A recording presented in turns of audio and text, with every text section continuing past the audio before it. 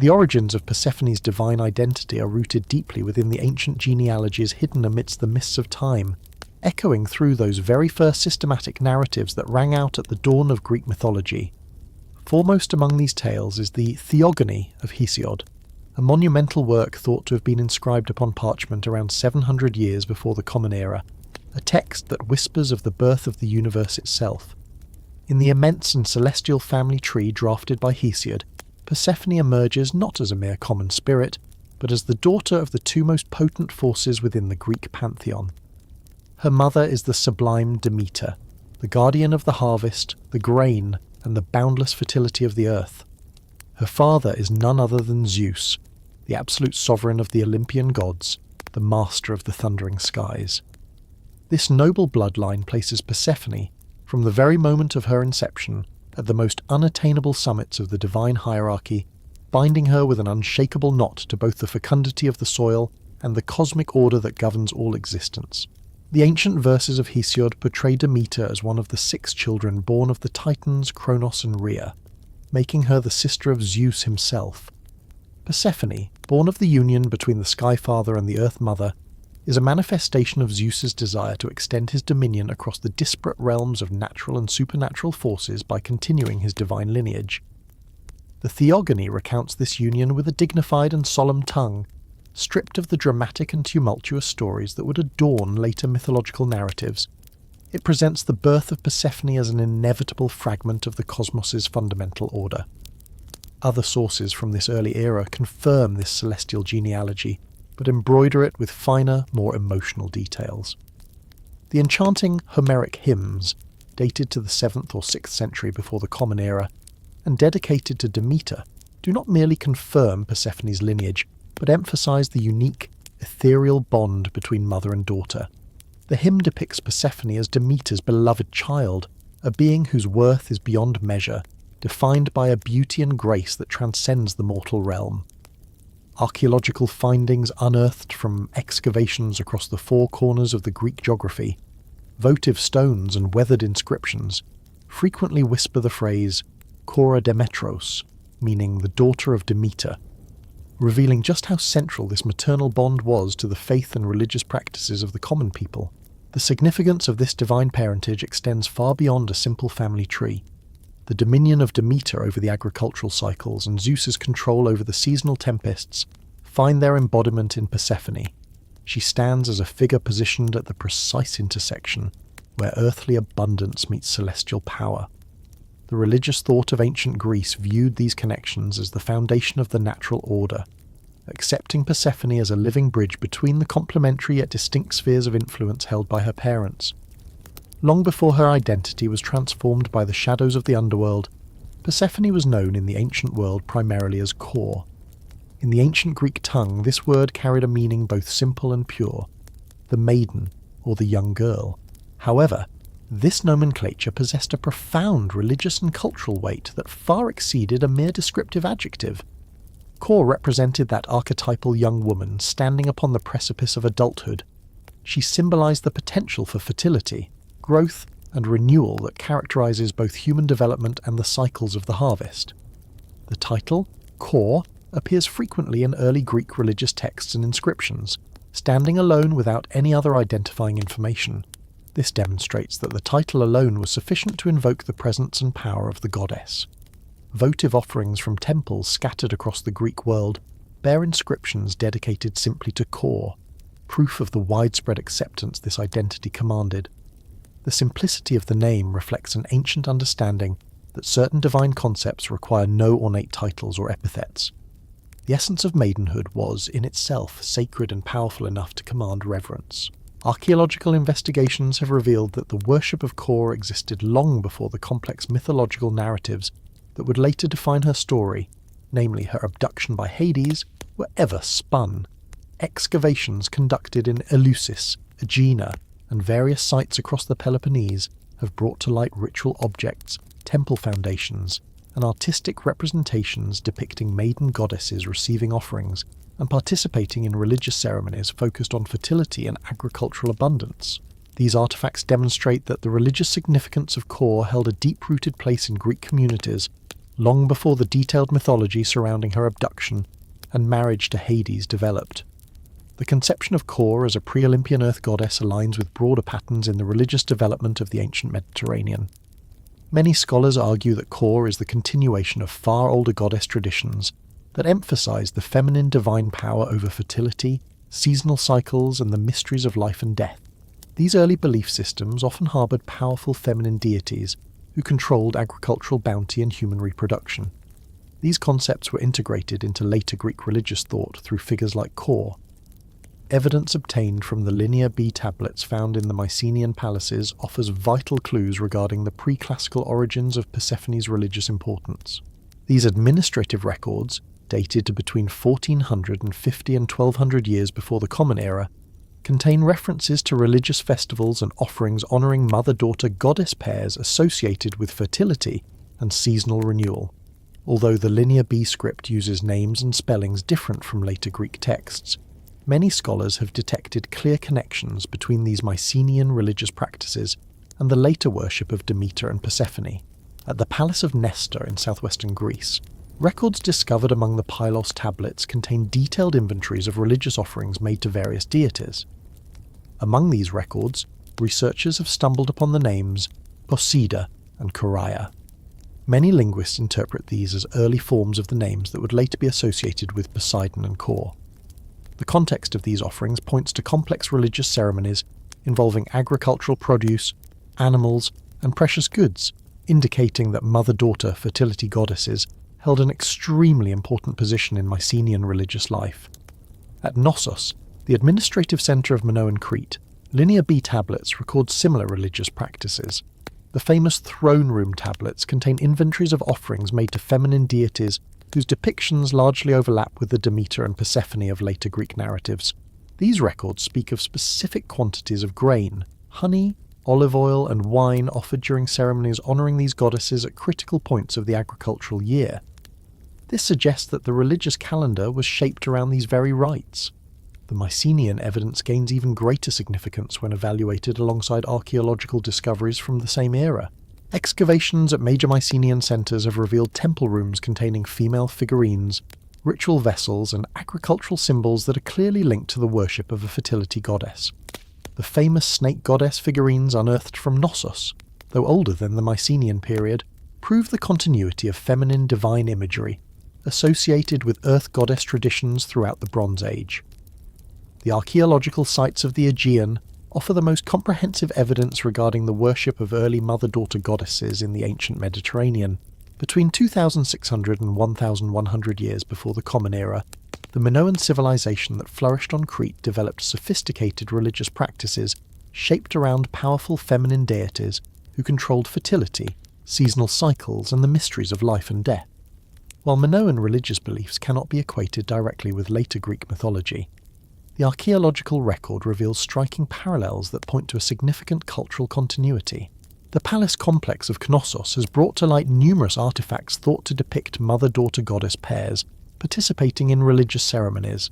Frescoes adorning the palace walls show female figures dressed in elaborate garments and jewellery, holding symbols of fertility and agricultural plenty. These images often appear in pairs. One figure clearly represents a mature woman, while the other represents a younger female, a situation that calls to mind the archetypal mother-daughter relationship that would later characterise Demeter and Persephone. Excavations at the sacred cave of Eileithyia near Knossos have revealed evidence of uninterrupted religious activities continuing for over 2,000 years. The cave houses countless votive offerings, including female figurines, agricultural produce, and ritual vessels demonstrating a continuous worship directed toward fertility goddesses. The archaeological layers show that religious practices evolved slowly over time, indicating that later Greek elements did not completely destroy early Minoan traditions, but rather incorporated and transformed them. The Archanes region, located in the centre of Crete, has offered particularly convincing evidence regarding mother-daughter goddess worship. The temple complex here contains numerous sanctuary rooms adorned with frescoes depicting female figures participating in religious rituals involving grain, flowers, and seasonal symbols. The artistic style and religious iconography clearly link these images to fertility goddess traditions, while the archaeological context proves their central importance in Minoan religious life. Sites on the Greek mainland have also provided complementary evidence for early fertility goddess worship. The sanctuary at Eleusis, which would later gain fame with the Eleusinian mysteries dedicated to Demeter and Persephone, bears traces of religious activities extending back to the Mycenaean period. Archaeological investigations have revealed multiple construction phases where the earlier structures contained ritual objects and architectural features clearly linked to fertility goddess worship. The Argolid region in the Peloponnese has produced extensive archaeological evidence for Bronze Age goddess worship. Settlements such as Tiryns, Mycenae and Argos House, temple rooms and ritual storehouses containing female figurines, agricultural symbols and seasonal offerings. These artifacts demonstrate that mother-daughter fertility goddesses held central positions in Mycenaean religious practice, and that critical points of the agricultural calendar were marked with elaborate ceremonies. The linguistic origins of Persephone's name provide vital clues as to how the ancient Greeks understood her divine nature and cosmic significance. Modern etymological analyses reveal that the name Persephone likely derives from two ancient Greek roots: phero, meaning to bring or carry, and phone, meaning murder, destruction, or death. This combination creates a name that literally signifies the bringer of destruction, or she who carries death. This reflects the ancient Greek acknowledgement of the goddess's connection to both fertility and mortality. Linguistic evidence suggests that the ancient Greeks understood Persephone as a figure embodying the fundamental paradox of existence, the inseparable bond between life and death, growth and decay, creation and destruction. This understanding appears in early Greek literature and religious texts where Persephone's name evokes both the life-giving power of seasonal renewal and the inevitable reality of mortality that underlies all natural processes. While alternative etymological interpretations suggest different origins for Persephone's name, most retain the connections to concepts of transformation and seasonal change. Ancient theories, whispered by sages whose names have long since dissolved into the mists of antiquity, suggest that the roots of Persephone's name may twist and delve even deeper than the Greek tongue, anchoring themselves in the word Persiphosa. This archaic term, lost to the ravages of time, is thought to be inextricably linked to the primordial agricultural rituals of threshing and winnowing, the violent yet necessary act of separating the golden grain from the chaff, the precious essence from the discarding husk. In the symbolic language of the ancients, this act represented the separation of life from death, the liberation of the eternal soul from the mortal vessel. Such an interpretation weaves a stronger, more inextricable bond between Persephone and the transformative cycles that govern both the harvest of the earth and the passage of human spirits. The evolution of her name through the epochs of Greek history serves as a mirror, reflecting the shifting tides of religious belief and cultural emphasis. Early inscriptions and literary fragments, etched into stone or scrawled upon crumbling papyrus, reveal a tapestry of spellings and pronunciations, hinting at a vast array of regional differences in how this goddess was understood and revered. These linguistic variations offer priceless evidence of how distinct Greek communities perceived and honoured her, while simultaneously illustrating how her mythology was gradually woven into a standardised tapestry across the Hellenic world. Yet, the most comprehensive and authoritative account of her abduction, the narrative that would echo through eternity, is found within the Homeric Hymn to Demeter, a monumental religious poem composed in the 7th or 6th century before the Common Era. This epic hymn, spanning 495 verses, is far more than a mere recounting of myth. It is a sophisticated theological treatise that established the canonical version of events for all subsequent Greek religious practice.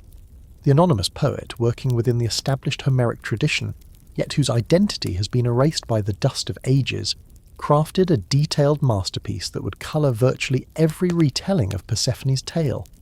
The hymn commences its narrative in a moment of pastoral serenity, painting a tableau of innocence that would become the standard prelude to tragedy.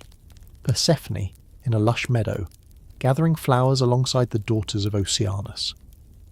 The poet recites the names of her companions with the rhythm of a sacred incantation, listing them one by one: Leucippe, Phino, Electra, Ianthe, Melite, Iashe, Rhodia, Caleho, Melibosis, Tyche, Oceaho, Chryseis, Ianera, Acaste, Admete, Rhodop, Pluto, Calypso, Styx, Urania, and Galaxora. These names conjure a vivid image of divine maidens lost in innocent reverie. This exhaustive catalogue serves a multitude of purposes within the narrative weave. It emphasises the communal nature of the divine feminine, establishes the profound normality of the moment preceding the catastrophe, and anchors the story in specific geographical context by including nymphs associated with particular locales. The hymn describes a specific bloom that captures Persephone's gaze, a narcissus of startling beauty. Yet, this is no ordinary flora, it is a snare, a trap birthed from the earth by the will of Zeus himself to facilitate the abduction. The poet presents this flower as an entity possessing supernatural qualities, a thing of eldritch wonder. So potent is the magic of this narcissus that its divine fragrance floods both the heavens and the earth, and from its stems sprout 100 blossoms, offering a feast for the senses that belongs to the otherworld, effectively luring Persephone away from the safety of her sisters. The narcissus here is more than a simple lure, it represents the fatal allure of beauty and the perilous gravity of the unknown. The very moment Persephone reaches out with both hands to claim the flower, the earth beneath her feet is rent asunder with a deafening roar, and from that dark, yawning chasm, Hades ascends to the surface world. The Homeric narrative underscores the horror and violence of this abduction. The Lord of the Dead emerges, driving his immortal steeds, seizes the unwilling maiden and drags her onto his golden chariot, ignoring her cries of anguish. The hymn is careful to note that the young goddess's screams pierced the air, reaching the highest snow-capped peaks of the mountains and the deepest, darkest trenches of the sea. Yet, save for Helios, the sun god who witnesses all from his celestial vantage point, neither god nor mortal rush to her aid. This detail reveals the cosmic scale of the event while laying bare the utter isolation and helplessness of the victim. The geographical precision of the Homeric hymn becomes paramount when examining the site of the abduction. The poet places the event on the Nisaean plain, a mysterious locale that ancient sources identified with various, often shifting, regions of the Greek world. The hymn depicts this plain as a paradise of extraordinary fertility, carpeted with roses, crocuses, violets, irises, hyacinths, and that fateful narcissus. This idealized landscape provides the perfect setting for the maiden goddesses, yet it simultaneously functions as a liminal threshold between the world above and the kingdom below. In the Homeric version, the role of Zeus demands particular theological scrutiny. The hymn explicitly states that Zeus gave Persephone to Hades as a bride, an act performed in his capacity as the supreme divine authority, regulating marriages among the gods. The poet presents this decision as part of Zeus's broader cosmic responsibilities, yet acknowledges a crucial flaw. The arrangement was made without consulting Demeter. It is this omission that births the fundamental tension driving the entire narrative. The legitimate exercise of Zeus's paternal authority clashes violently with Demeter's maternal bonds and her daughter's personal autonomy. The Homeric hymn's treatment of divine psychology is remarkably sophisticated. Demeter's grief manifests not merely as emotional distress, but as a cosmic disruption threatening the survival of all life on Earth. The goddess withdraws her favour from the soil, causing the crops to wither and die, pushing humanity to the very brink of starvation. This catastrophic consequence forces Zeus to the negotiating table, demonstrating that even supreme authority must reckon with the legitimate claims of other potent deities. Thus, the hymn paints a complex portrait of divine politics, where absolute power is subject to practical limitations. Centuries later, around the 8th year of the Common Era, Ovid's masterpiece The Metamorphoses would cast its gaze upon these same events, drawing heavily from early Greek sources, yet viewing them through a significantly different lens. Writing for a Roman audience at the dawn of the imperial age, Ovid accentuates aspects of the story that reflect Roman literary sensibilities and cultural values. His version retains the foundational narrative structure established by the Homeric hymn, but embroiders it with new details and interpretations that would profoundly influence later European literature. Ovid's approach to the abduction scene foregrounds the aesthetic and emotional dimensions of the event. He portrays Persephone, or Proserpina, as she was known to the Romans, as a figure of extraordinary beauty, clad in a flowing tunic, gathering flowers with graceful movements that catch the eye of the underworld's monarch. The Roman poet focuses on the visual spectacle of the abduction. He describes Hades' chariot, his dark steeds, and the dramatic rending of the earth with vivid cinematic detail. This emphasis on visual imagery reflects Roman artistic preferences, while serving Ovid's broader literary goals within the Metamorphoses. The geographical setting in Ovid's version points specifically to Sicily, to the environs of Lake Pergus near modern Enna, as the site of the abduction. Ovid depicts this region as a land enjoying an eternal spring, a place of abundant blooms and a perfect climate, creating an idyllic backdrop for Persephone's gathering. The Roman poet's choice of Sicily reflects both literary tradition and practical considerations. The island's association with the worship of Demeter was renowned throughout the ancient world, and its volcanic activity provided a plausible natural explanation for the sudden opening of the earth. Ovid's characterization of the divine participants reveals distinct Roman perspectives on authority and family dynamics.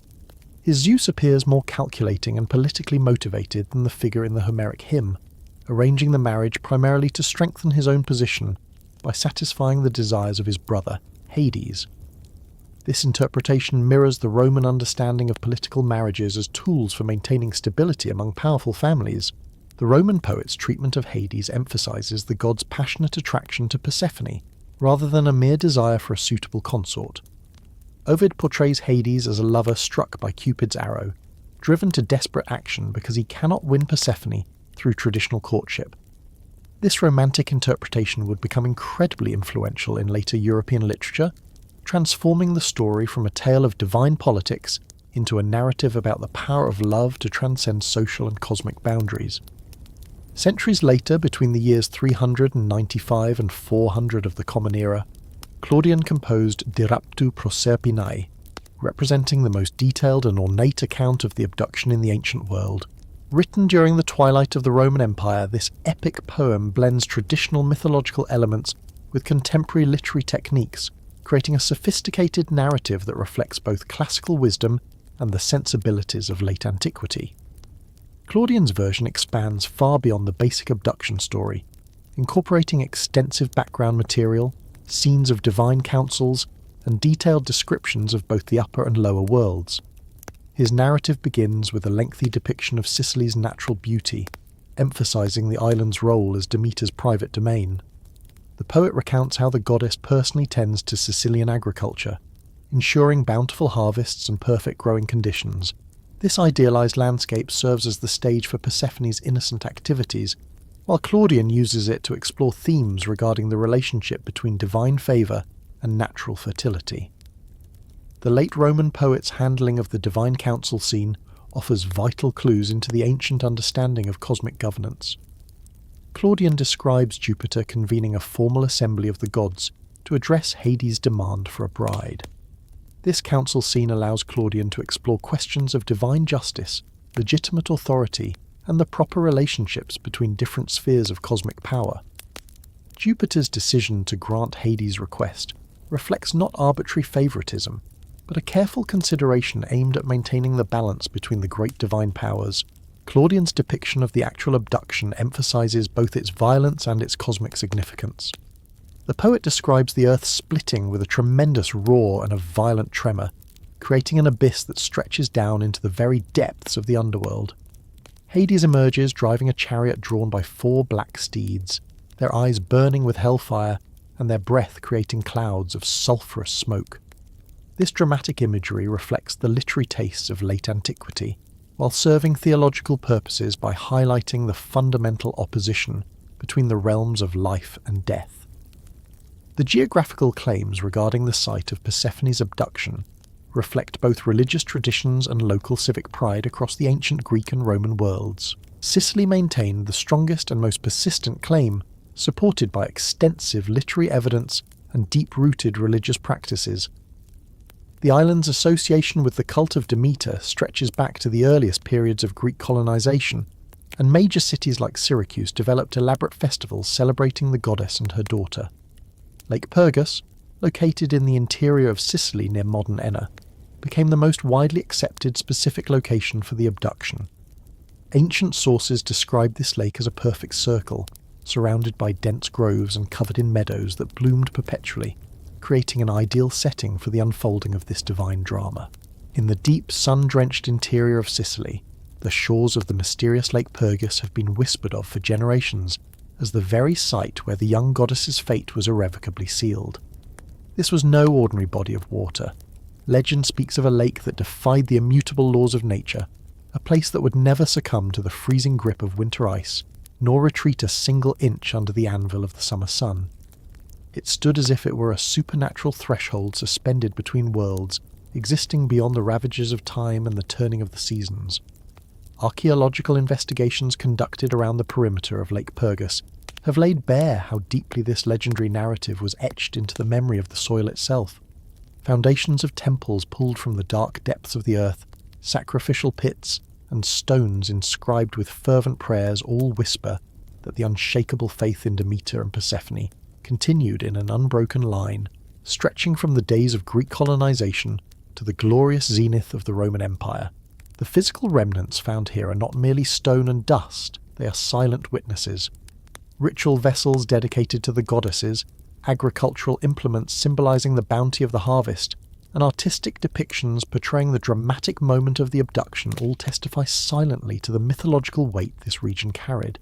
Yet, standing against this powerful claim from Sicily, the city of Eleusis on the Greek mainland asserts its own ancient truth as the primary centre of worship for Demeter and Persephone, and the home of the renowned Eleusinian mysteries.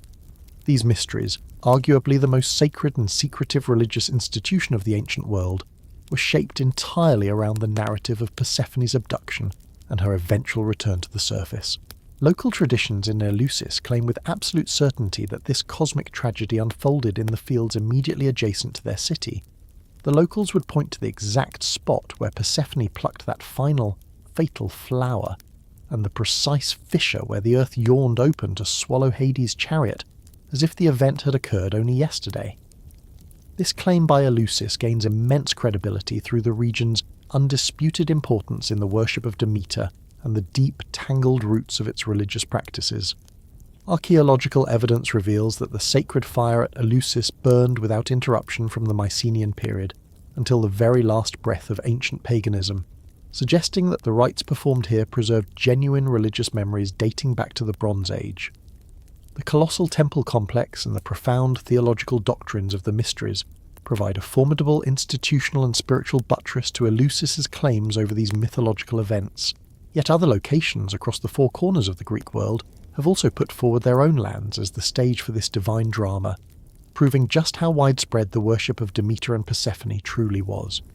The island of Crete, leaning upon ancient traditions and indigenous beliefs, argues that the abduction took place on the Messara plain.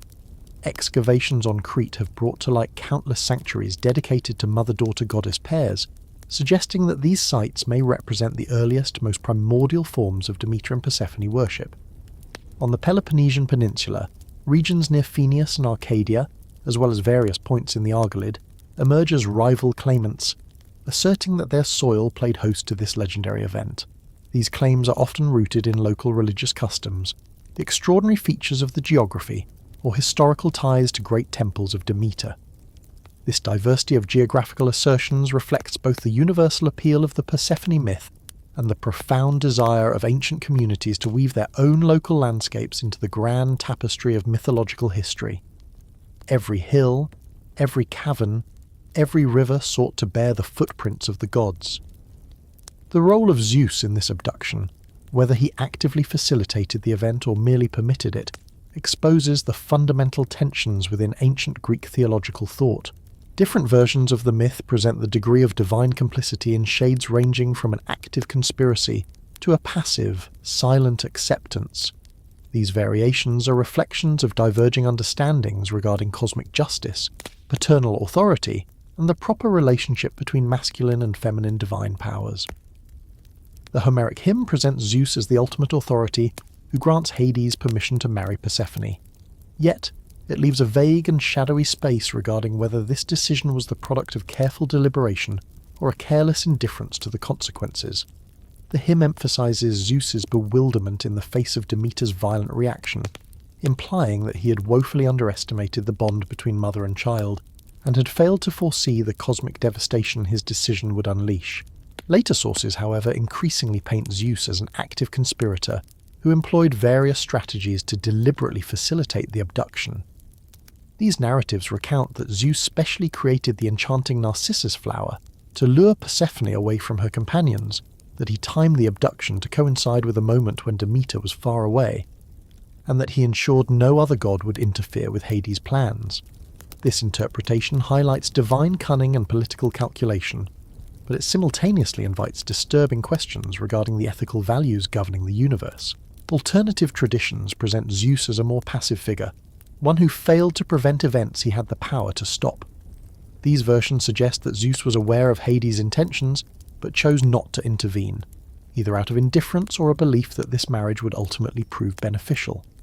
This interpretation acknowledges the problematic aspects of the abduction narrative, while attempting to preserve Zeus's moral authority. The theological reflections of these varied roles extend beyond the boundaries of the story itself, encompassing broader questions of divine justice and cosmic order. Ancient Greek religious thought struggled to find a balance between the undeniable reality of suffering and injustice in the world and the belief in a benevolent divine administration. The myth of Persephone embodies these tensions, presenting a story where legitimate divine authority yields tragic consequences and where complex negotiations are required to find a resolution. The ancient Greek conception of the underworld represented far more than a simple gathering place for the dead. The Greeks understood this subterranean realm as a complex and layered universe, possessing distinct regions that served different functions within the cosmic order. When Persephone descended into this realm, she stepped into a sophisticated supernatural bureaucracy that governed the afterlife experiences of all mortals. The underworld was comprised of three fundamental divisions: Hades, the general realm of the dead; Tartarus, a prison for the enemies of the gods and the most heinous criminals; and the Elysian Fields, a paradise reserved for heroes and souls of extraordinary virtue. The realm of Hades, named after its ruler, encompassed the vast majority of the underworld's territory and housed the souls of ordinary mortals. Ancient sources describe this region as a pale and gloomy reflection of the world above, where the dead continued their existence as shades stripped of their vitality. The geography of Hades contained elements familiar to the upper world: meadows, groves, rivers, and plains, yet all were rendered in muted, silent tones that reflected the diminishing life energy of post-mortem existence. The dead retained their memories and personalities, yet they lacked the physical substance and emotional intensity that characterize living beings. The rivers of Hades served as vital boundaries and administrative features within the underworld.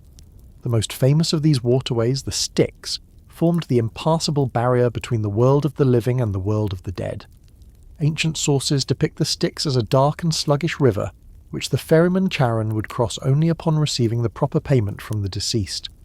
The waters of the river possessed supernatural properties that made oaths sworn upon them absolutely binding, even for the gods themselves.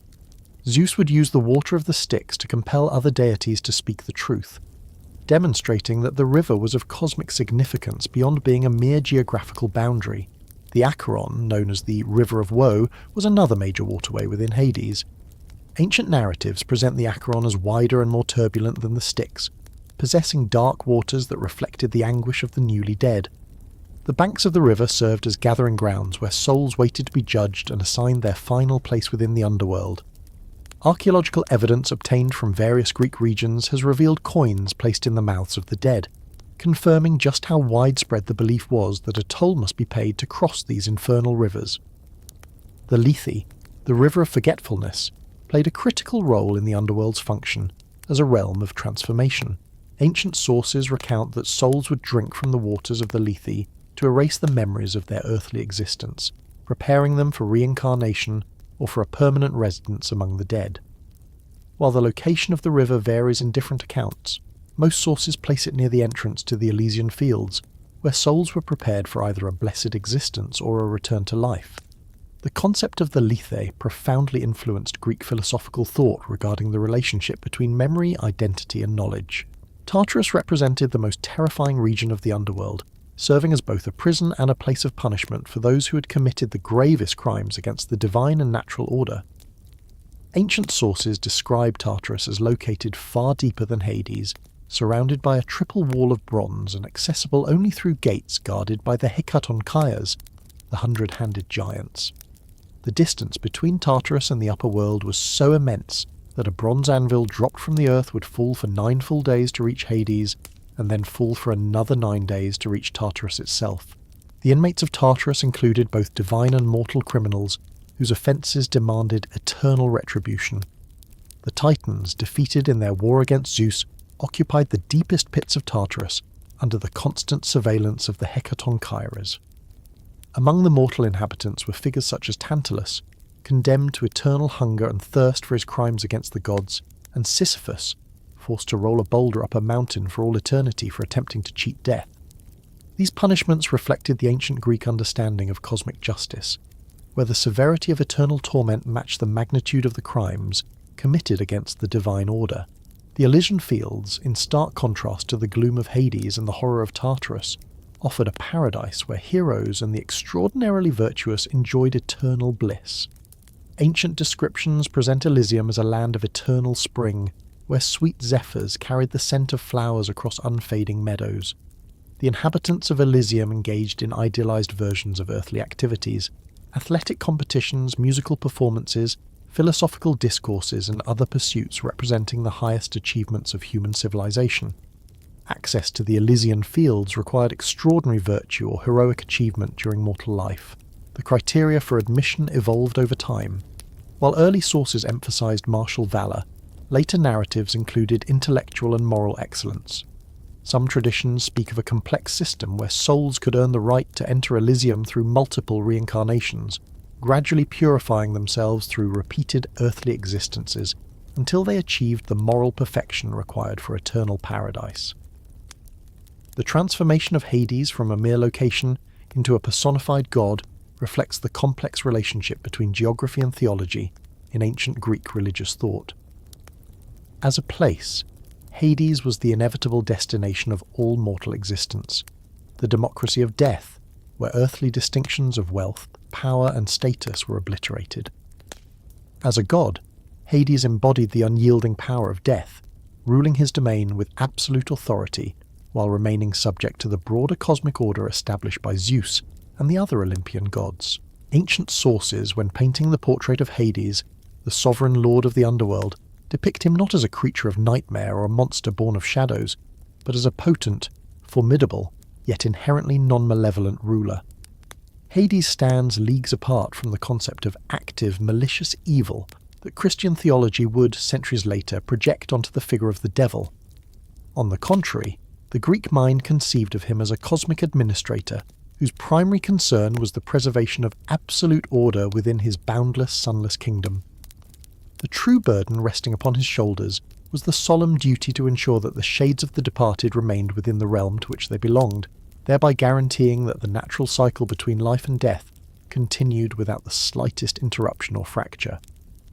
Viewed through this lens, his marriage to Persephone was woven not merely from the fires of personal desire, but from the administrative necessities of this colossal subterranean bureaucracy. For that kingdom, filled as it was with dark complexities and the eternal management of souls, required the presence and governance of a queen to sustain its intricate operations. The iconography associated with Hades emphasizes his dual role as both a regal king and the ultimate impartial judge of the dead. The artists of the ancient world frequently depicted him seated upon a majestic throne carved from the deep, impenetrable blackness of ebony wood or hewn from the obsidian bedrock of the underworld itself. The sceptre he clutches in his hand serves as a symbol of his absolute and unshakable dominion over the land of the deceased. His appearance blends the splendour of a monarch with the heavy, solemn melancholy of mortality. Ancient texts describe him as a figure of imposing stature, possessing hair and a beard as black as the starless night. The robes he wears reflect both the dignity of a sovereign and the grave seriousness of funeral rites. And naturally there is his most famous attribute, the Helm of Darkness. This helm is a potent talisman of terrifying power, granting him the ability to walk unseen like a phantom between the worlds of the living and the dead, perceived by no mortal or immortal eye. The transformation of Persephone from an unfortunate victim into a potent co-ruler represents one of the most psychologically profound and complex developments within the entire tapestry of Greek mythology. This process of metamorphosis began in that fate-determining moment when she raised the pomegranate seeds to her lips. For the ancient laws of the realm of the dead whisper that any morsel tasted within that land binds the spirit to it for all eternity. However, though this may appear on the surface to be a simple act of sustenance, it carries beneath it deep tectonic layers of theological meaning. By consuming that fruit within the territories under Hades' dominion, Persephone did not merely establish a physical presence there. She became, in an existential sense, a fundamental fragment of the underworld itself. The pomegranate was a mysterious fruit, heavy with profound symbols in ancient Greek religious thought. The myriad seeds hidden within its rind symbolized fertility and abundance, while its blood-red juice evoked the vital life force that connects all living beings. The season of the fruit's ripening, late summer and early autumn, aligned with flawless precision with the mythological calendar marking the time of Persephone's annual descent into the depths. Works of ancient art frequently depict Persephone holding a pomegranate or offering its seeds. This image underscores the fruit's central role in her transmutation from an innocent maiden into the queen of the shadows. Ancient sources whisper divergent rumours regarding exactly how Persephone came to consume those fatal seeds. This variety reflects differing perspectives on the goddess's will and her agency in this transformation. The ancient hymn of Homer suggests that Hades offered the seeds in secret, thereby cunningly guaranteeing Persephone's return to the underworld through subterfuge. However, later versions of the narrative suggest that Persephone consumed the fruit either out of hunger or a fatal curiosity, entirely of her own free will, an interpretation that elevates her to the status of one of the architects of her own destiny. These narrative differences are echoes of the endless debates that raged through the ancient era regarding free will, divine necessity, and moral responsibility. The legal and theological consequences arising from the consumption of the pomegranate extend far beyond Persephone's personal fate, touching upon fundamental questions regarding the nature of divine law and cosmic order. Ancient Greek religious thought held the belief that certain actions created binding obligations that not even the gods could simply ignore or annul. Persephone's tasting of the food of the dead falls precisely into this category, forging a bond with Hades' kingdom that could not be dissolved by a simple divine command, but could only be navigated through careful negotiation. As the queen of the underworld, Persephone assumed judicial and administrative responsibilities, evolving from a passive victim into an active participant in cosmic governance. Ancient sources recount her involvement in various aspects of the underworld's administration. From judging the dead to managing the complex logistics of the afterlife, her dual nature, connected to the upper world through her mother and the lower world through her marriage, placed her in a unique position to mediate between the disparate spheres of existence. Persephone's judicial role shines most brilliantly in the tales of heroes who dared to enter the underworld while still drawing the breath of life. The legend of the mythical musician Orpheus offers the most detailed depiction of the queen's role in such tribunals. When Orpheus descended into the dark corridors of Hades to retrieve his deceased wife, Eurydice, he performed his enchanting melodies in the presence of both Hades and Persephone, succeeding in softening their hearts of stone with his sorrowful songs. Ancient sources place particular emphasis on Persephone's emotional response to Orpheus's music. His laments for lost love reminded her of her own separation from her mother and the sunlit world above. The negotiation between Orpheus and the rulers of the underworld reveals Persephone's active role in determining the fate of exceptional mortals. Although Hades possessed absolute authority within his own realm, Persephone's intervention was of vital importance in granting permission for Eurydice's return. Ancient narratives emphasize that both rulers had to reach this agreement. This demonstrates that Persephone's consent was not merely a diplomatic courtesy, but a legal necessity. The tragic failure of Orpheus's quest, that is, the moment he looked back and sent Eurydice returning to death, occurred despite Persephone's support.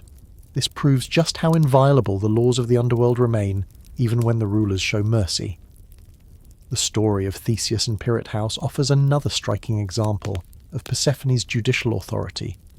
These audacious heroes had descended into the underworld with the arrogant plan to kidnap Persephone herself, intending to make her the wife of Pirate House. Ancient sources recount their capture and their imprisonment upon the chairs of forgetfulness. These supernatural seats bound them tight with chains of amnesia and paralysis.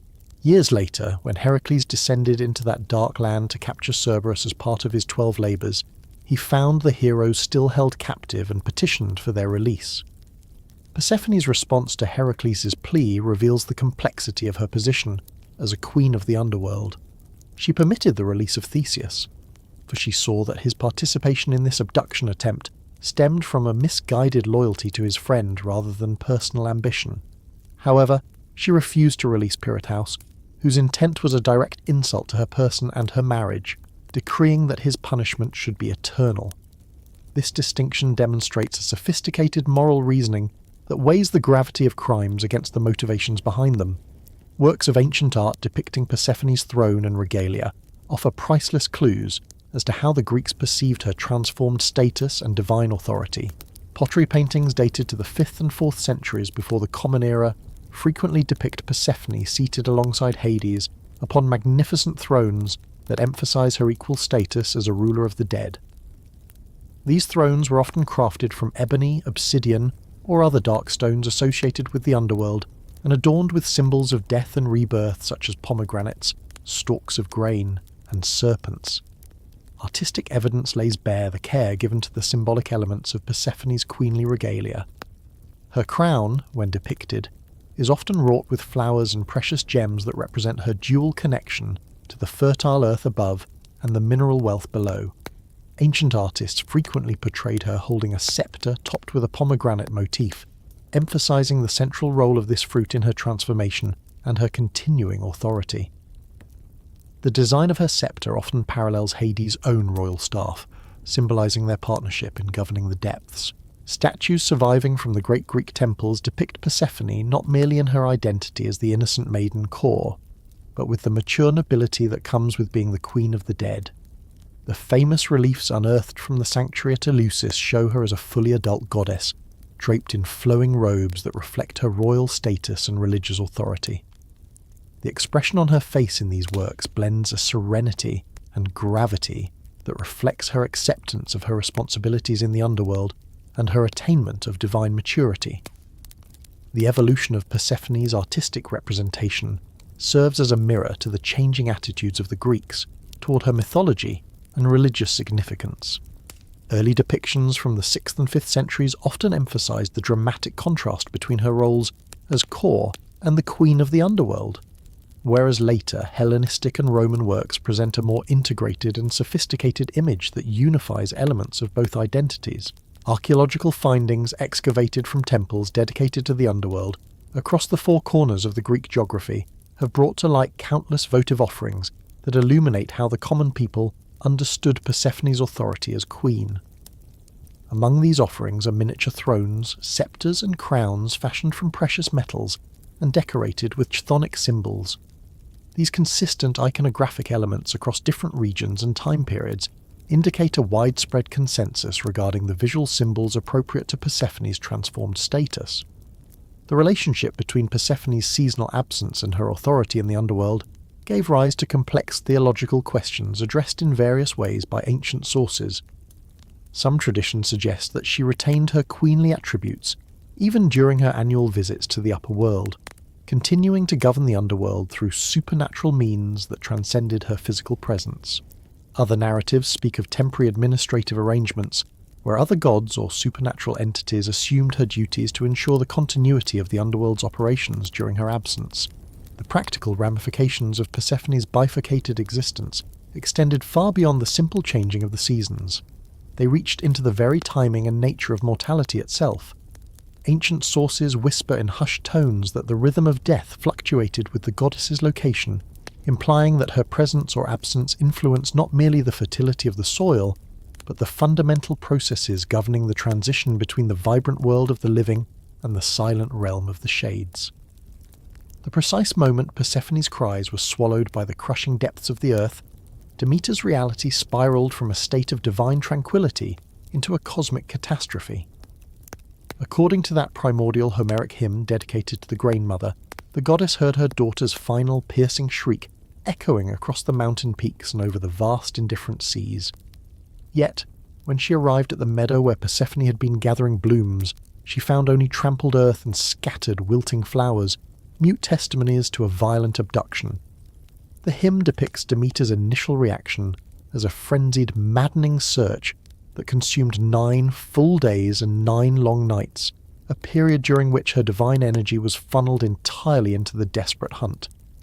During this time of anguish, the grieving mother tasted no ambrosia, the food of the gods. She let no drop of sweet nectar pass her lips, nor did she cleanse her immortal form in the sacred waters. Demeter's interrogation began in the immediate vicinity of the abduction, where she demanded answers from every witness she could find. The verses of the hymn record her desperate questioning of the daughters of Oceanus, Persephone's companions. Yet these beings, having witnessed the earth rending asunder to birth a god of darkness, stood mute, their tongues bound by a terror so profound it rendered them voiceless. With the ache in her heart refusing to subside, the goddess expanded her search to the four corners of the known world. Driven by a need to pursue even the faintest rumour carried upon the wind, Demeter followed every conceivable thread. Ancient chroniclers recount that she scaled desolate mountain peaks, where the air is thin and cold, descended into the sunless depths of hidden valleys, and traversed the seas to distant, isolated islands, screaming Persephone's name to every divine or mortal entity she encountered, demanding answers with the ferocity of a storm. The geographical scope of Demeter's hopeless odyssey, as recorded in various archaic texts, encompassed nearly the entirety of the Mediterranean world known to the Greeks. While the renowned Homeric hymn associates her travels with specific, often mystical locales, stretching from the snow-capped crests of high ranges to the dark abyssal trenches of the sea, later sources offer far more detailed itineraries of her wandering. Apollodorus records that the goddess journeyed into the wild, untamed lands of Thrace, where she subjected the local river gods and mountain nymphs to rigorous interrogation. Pausanias, in his detailed descriptions, outlines the myriad Greek cities visited by the goddess. In these places, local traditions preserved the memory of her desperate inquiries for centuries, erecting sanctuaries to commemorate her sorrowful passage. Archaeological evidence unearthed from across the vast expanse of the Greek world supports these literary accounts of Demeter's extensive search with tangible proof. Temples dedicated to Demeter the Searcher, or Demeter the Wanderer, have been discovered in landscapes as diverse as the volcanic soils of Sicily, the rugged terrain of Crete, the coastal plains of Anatolia, and the misty, enigmatic shores of the Black Sea. These sacred sites frequently house votive offerings and weathered inscriptions that reference the goddess's quest for her lost child, demonstrating how deeply local communities wove this grand mythological narrative into the very centre of their own religious practices. The consistency of iconographic elements found in regions so vastly distant from one another suggests that these were not merely independent local developments, but parts of a coordinated and shared religious tradition that spanned the ancient world. In these ancient narratives, the island of Sicily held a position of particular, sombre prestige regarding Demeter's quest, for it was viewed not only as the site of the abduction itself, but also as a repository for detailed local traditions regarding her movements. Diodorus Siculus documented the beliefs of the Sicilian people concerning Demeter's activities on their island with great care, describing specific locations where the goddess was said to have rested, wept, or performed miraculous feats during her ordeal. The city of Syracuse organised elaborate festivals that reenacted specific segments of Demeter's journey, with solemn processions following paths that local lore claimed were the actual routes taken by the goddess. The famous spring of Arethusa in Syracuse became the focal point of the Sicilian version of this search narrative. According to local belief, this freshwater spring possessed the unique ability to communicate with the subterranean waterways flowing beneath the entire Mediterranean, making it an ideal source for intelligence regarding the events of the Underworld. The narrative found within Ovid's Metamorphoses depicts Demeter directly interrogating Arethusa, demanding any scrap of knowledge the spring might have gleaned from its connections to the deep earth. The spring's response provided Demeter with the first reliable information regarding her daughter's fate and location, revealing the shattering truth that Persephone was no longer merely missing, but had been enthroned as the queen of the underworld. The psychological dimensions of Demeter's grief eventually transcended the boundaries of normal divine behaviour, evolving into a state of cosmic dysfunction. Ancient sources describe how, as her search continued without success, the goddess's appearance grew increasingly haggard and wild. The Homeric hymn notes that she cast aside her unique celestial beauty, shrouding her radiance in a dark cloak and wandering the earth in the guise of a withered mortal woman. This physical transformation reflected not merely emotional distress, but a fundamental rejection of her own divine nature and the responsibilities that accompanied it. Demeter's refusal to accept the usual privileges of her station extended to a total abandonment of her agricultural duties. The goddess, who had previously ensured the rhythmic order of the seasons, the bounty of the harvest, and the fertility of all growing things, now withdrew her favour entirely from the earth. Ancient sources describe this withdrawal as both a conscious act of punishment and an involuntary consequence of her crushing sorrow. The Homeric hymn presents it as a deliberate, calculated decision designed to force Zeus and the other Olympians to acknowledge her loss and take action to retrieve her daughter. Other narratives suggest that Demeter's emotional state simply rendered it impossible for her to maintain her normal cosmic functions. Although the agricultural consequences of Demeter's withdrawal initially manifested slowly, they soon spiraled into a crisis that threatened to extinguish all life on the terrestrial plane. The Homeric hymn recounts the progression of the famine with careful and chilling detail. It began with newly sown seeds refusing to sprout in the furrows, and extended to the withering of deep-rooted crops and fruit trees. The soil, which had traditionally responded to Demeter's divine influence with lush abundance, now lay barren, cold, and lifeless. Ancient sources emphasize that this was no mere temporary drought or natural disaster, but a fundamental collapse of the cosmic order governing fertility and growth. While the severity of the famine varies across different ancient accounts, all sources agree that it reached proportions that threatened the very survival of humanity. Hesiod's account in the Theogony depicts the land becoming utterly sterile, with not a single grain sprouting anywhere in the world, bringing mankind face to face with absolute extinction through starvation. The Homeric hymn offers even more granular depictions of this agricultural collapse, noting that oxen dragged ploughs through the fields in vain, that white barley was scattered onto the earth to no avail, and that had Zeus not finally intervened, the entire race of mortal men would have perished into dust. The political implications of this famine narrative mirrored the ancient Greek understanding of the delicate relationship between divine favour and agricultural prosperity. In societies where the vast majority of the population depended directly upon agriculture for survival, the failure of crops carried immediate political consequences capable of destabilising entire regions. The myth of Demeter's withdrawal resonated powerfully with ancient audiences who knew from personal experience how an agricultural crisis could transform social and political structures almost overnight.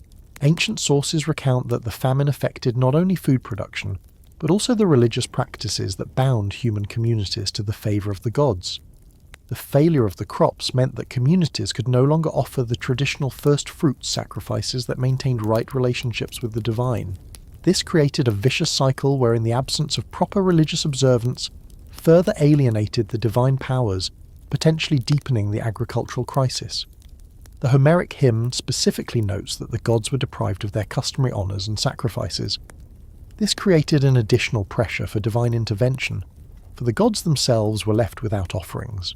The social consequences of the prolonged famine extended beyond immediate hunger, leading to fundamental shifts in human behaviour and community organisation. Ancient narratives depict the collapse of normal social hierarchies as both the wealthy and the destitute faced the equalising threat of starvation, with agricultural produce becoming unobtainable at any price.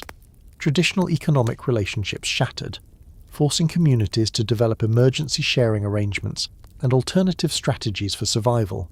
These descriptions reflect the genuine historical experiences of famine in the ancient world, where agricultural crises regularly led to similar social unravelling.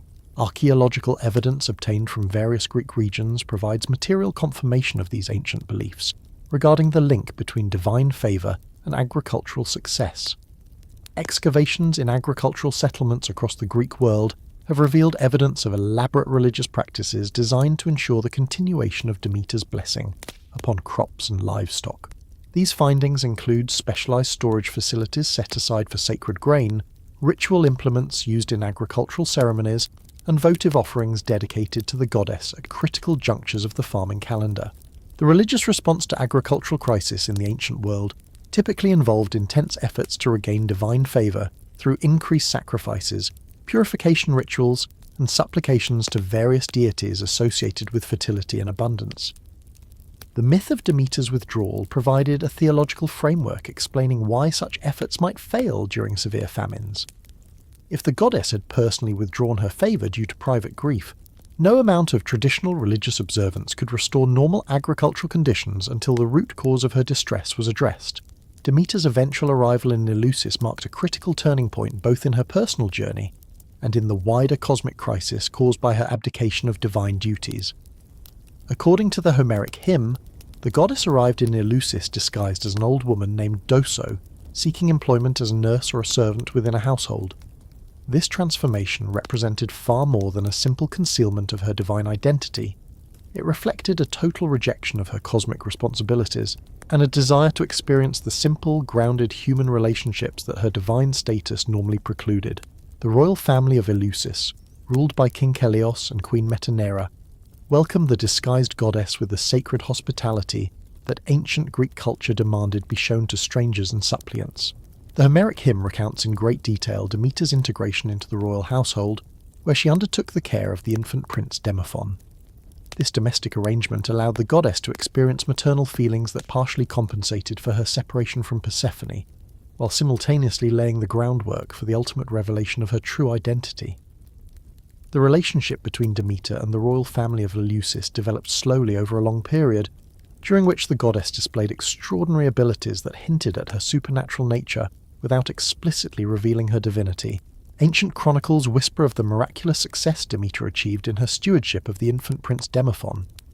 Under her celestial care, the child began to blossom and thrive in ways that far surpassed the boundaries of ordinary human development.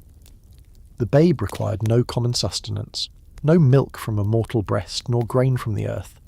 Instead, he was nourished by the secret provision of ambrosia, the golden food of the gods, and his rapid growth, coupled with a beauty that bordered on the terrifyingly divine, began to draw the wary gazes of the household.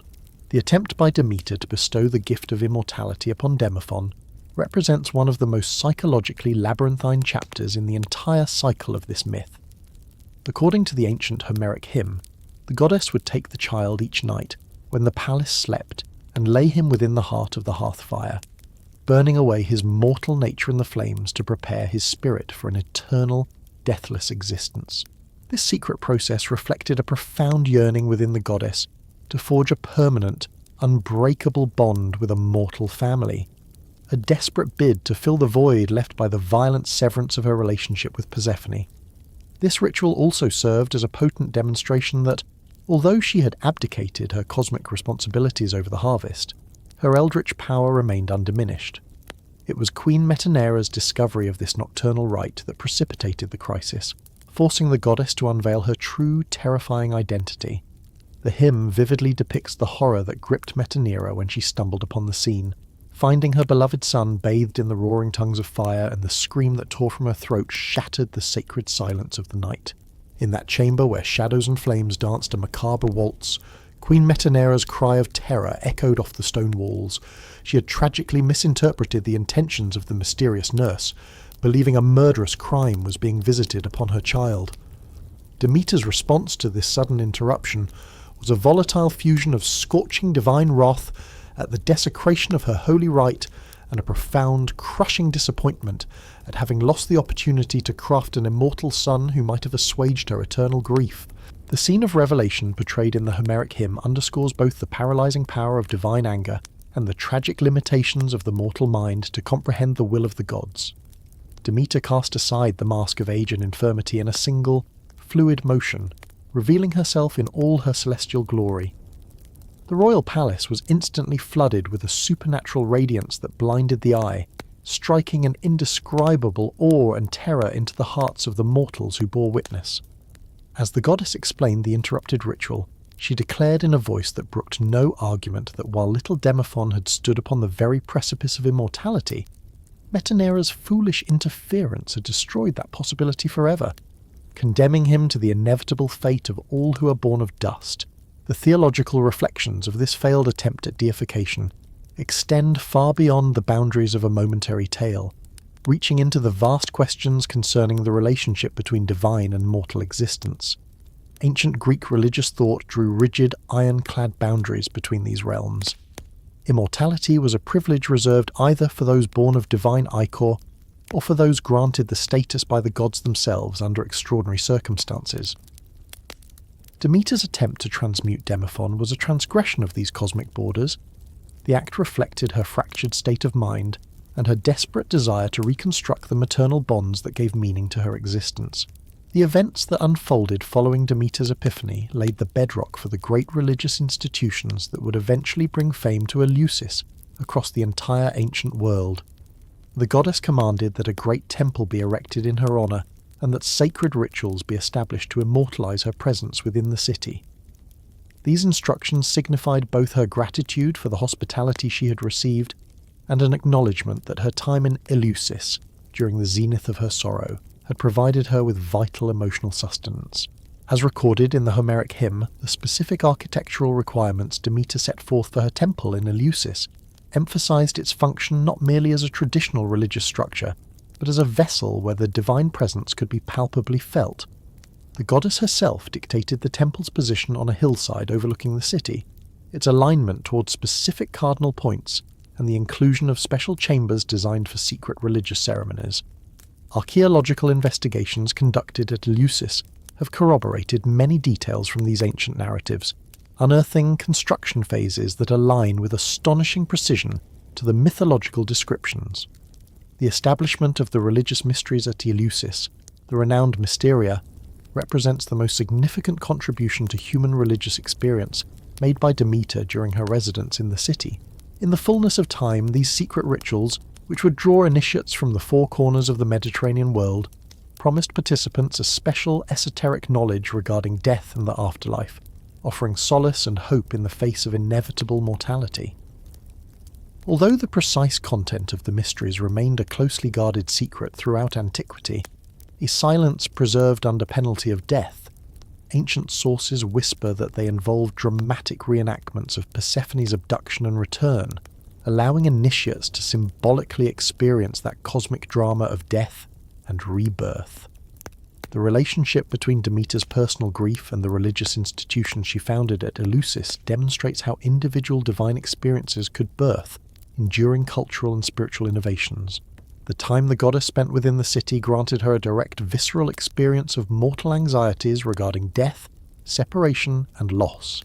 This, in turn, enabled her to craft religious practices specifically designed to address these universal human fears. Thus, the mysteries became more than a commemoration of mythological events. They evolved into practical religious technologies for navigating the psychological burdens of mortal existence. The significance of the pomegranate fruit in ancient Mediterranean cultures extended far beyond its role as a mere source of sustenance. It embodied complex theological concepts that made it the perfect instrument for binding Persephone to the underworld. Archaeological excavations across Greece, Anatolia, and the wider Mediterranean region have brought to light countless artistic depictions of pomegranates within religious contexts, revealing a sophisticated symbolic system that linked this fruit to fundamental questions of fertility, mortality, and cosmic renewal. The fruit's unique characteristics, hundreds of ruby-red seeds arranged in delicate geometric patterns and hidden within a tough, leathery rind, created natural metaphors for hidden knowledge, potential life, and the inextricable relationship between death and rebirth. Ancient Greek religious texts consistently associated the pomegranate with feminine fertility goddesses, particularly those who governed agricultural cycles and seasonal transitions. Inscriptions from temples dedicated to Demeter, Persephone, Hera, and Aphrodite frequently mention offerings of pomegranates, while temple inventories in locations such as Samos and Argos record special vessels shaped like the fruit used in religious ceremonies. The fruit featured prominently in marriage rituals across the ancient world. Brides would consume pomegranate seeds to ensure fertility and the successful continuation of their lineage. This widespread association with feminine reproductive power rendered the pomegranate the ideal symbol for Persephone's transformation from a maiden into a married woman. The seasonal availability of the pomegranate added further layers of symbolic meaning that aligned with flawless precision to the mythological timing of Persephone's annual cycle. The fruit ripened in the late summer and early autumn, the exact moment ancient sources positioned Persephone's descent into the underworld. This natural timing implied a divine coordination between the agricultural calendar and the cosmic drama of death and rebirth. Ancient farmers understood that the pomegranate harvest marked the transition from the growing season to the dormant period when seeds were buried in the dark earth to await the return of spring. This was a pattern that paralleled Persephone's own cyclical journey between the worlds. The internal structure of the pomegranate offered ancient observers compelling visual metaphors for theological concepts that were otherwise difficult to articulate. The fruit's myriad seeds, surrounded by translucent red flesh, evoke the image of individual souls contained within the cosmic order. Ancient Greek philosophers and religious thinkers drew connections between the internal organization of the pomegranate and their understanding of how individual consciousness relates to universal divine principles. The arrangement of the seeds in distinct chambers separated by white membranes created natural symbols for the different realms of existence and the boundaries that divide them. Archaeological discoveries from Minoan Crete have revealed some of the earliest Mediterranean representations of the pomegranate in religious contexts. Frescoes from the Palace of Knossos, dating back to 1,500 years before the Common Era, depict female figures holding pomegranates in scenes that appear to be religious ceremonies. These images predate the development of classical Greek mythology by nearly a millennium, suggesting that the symbolic associations of the fruit possess roots that delve deep into the bedrock of Mediterranean religious thought. The continuity of pomegranate symbolism from Bronze Age Crete to classical antiquity demonstrates how specific religious concepts survived through vast cultural transitions. The consumption of food in the underworld carried profound theological implications that went far beyond simple nutrition, touching upon fundamental questions of identity, belonging, and cosmic law. Ancient Greek religious thought maintained rigid boundaries between the different realms of existence. Specific rules governed the transitions between the world of the living and the domain of the dead. These boundaries were not merely geographical but ontological, defining the very essence of the beings who resided in different cosmic zones. The act of eating food from a specific realm created permanent connections that transcended temporary physical presence. Ancient sources consistently emphasize that the underworld operated according to natural laws distinct from those of the world above, and food served as the primary mechanism for establishing permanent residency. The Homeric Hymn to Demeter states explicitly that anyone who consumes food in the kingdom of Hades is compelled to return there, regardless of their original nature or intent. This principle applied equally to gods and mortals, demonstrating that even divine beings were subject to certain cosmic laws governing the fundamental structure of reality. The binding power of underworld food reflected the ancient understanding of consumption as a transformative act that alters the fundamental nature of the consumer. The theological basis for this food taboo derived from ancient Greek concepts regarding the relationship between physical matter and spiritual identity. Ancient religious thought understood eating not just as sustenance, but as a fundamental form of union that established lasting connections between the consumer and the source of the nourishment. When applied to the food of the underworld, this principle meant that consumption created permanent ties to the realm of the dead that could not be severed by simple departure or divine intervention.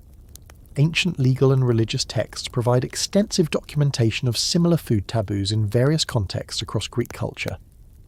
Participants in certain mystery religions were required to abstain from specific foods to maintain ritual purity and their connection to specific deities. Conversely, the consumption of sacred foods during religious ceremonies created lasting bonds between initiates and the divine powers they served.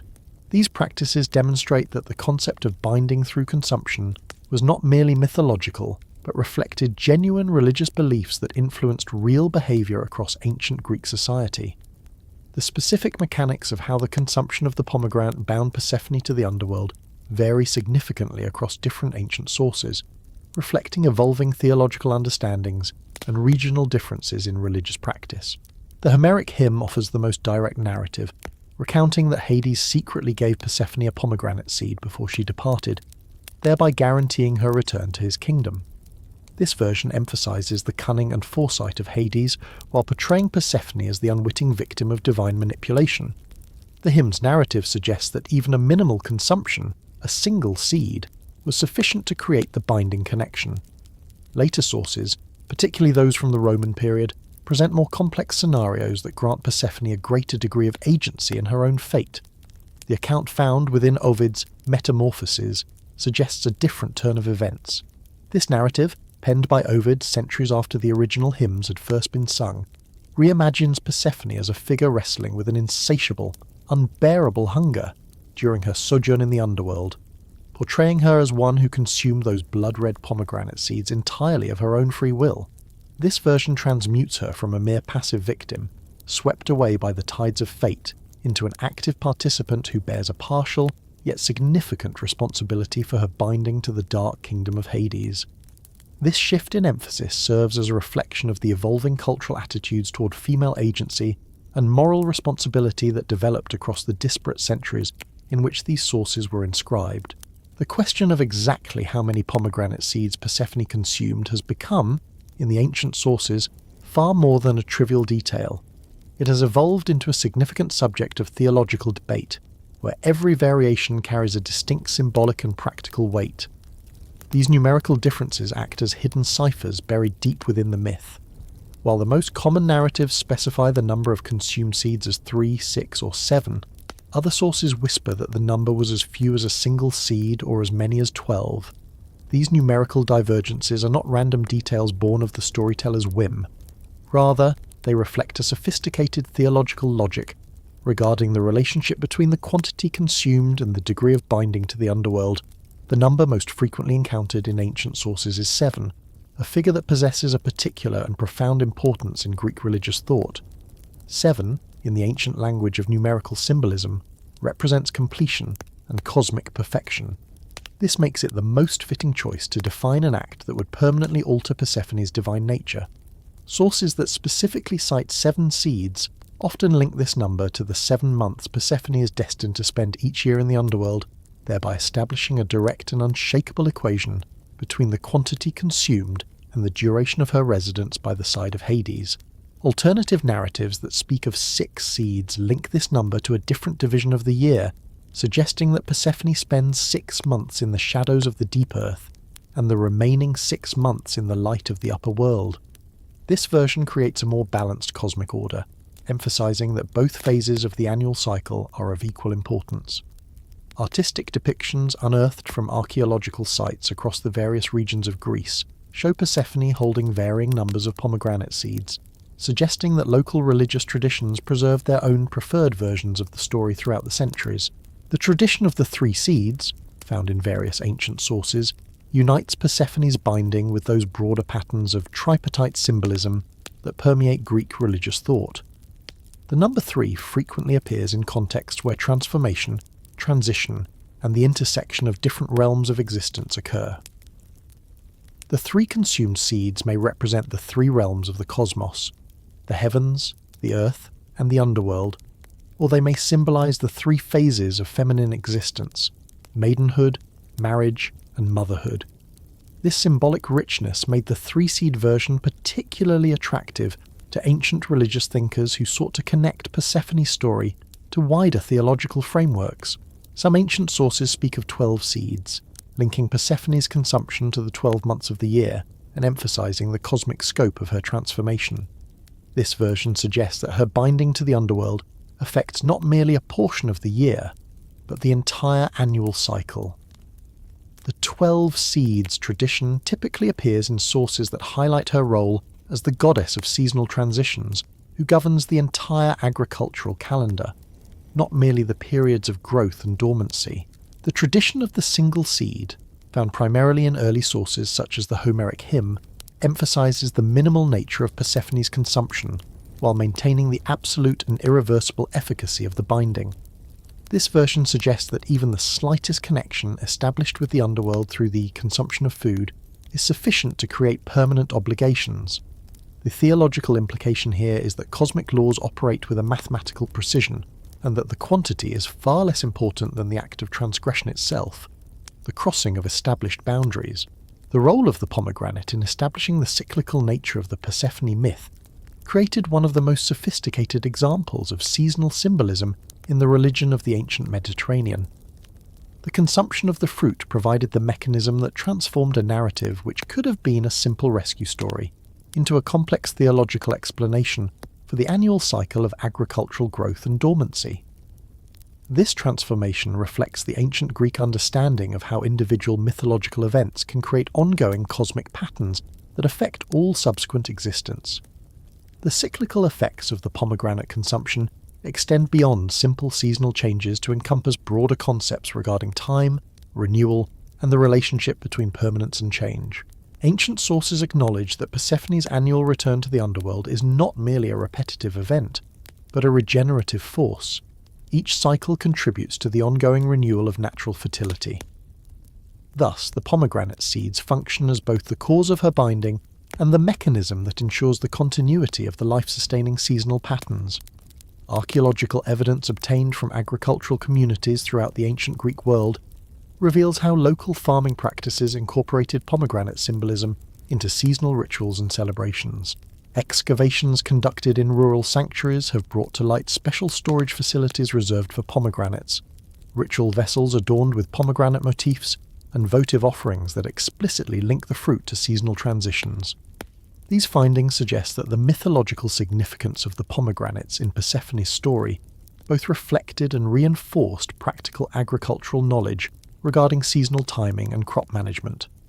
The connection between pomegranate consumption and seasonal patterns also profoundly influenced ancient Greek astronomical and calendrical systems. Many ancient sources recount how the timing of the pomegranate harvest served as a natural calendar marker, helping communities coordinate their agricultural activities with the mythological timing of Persephone's descent into the depths.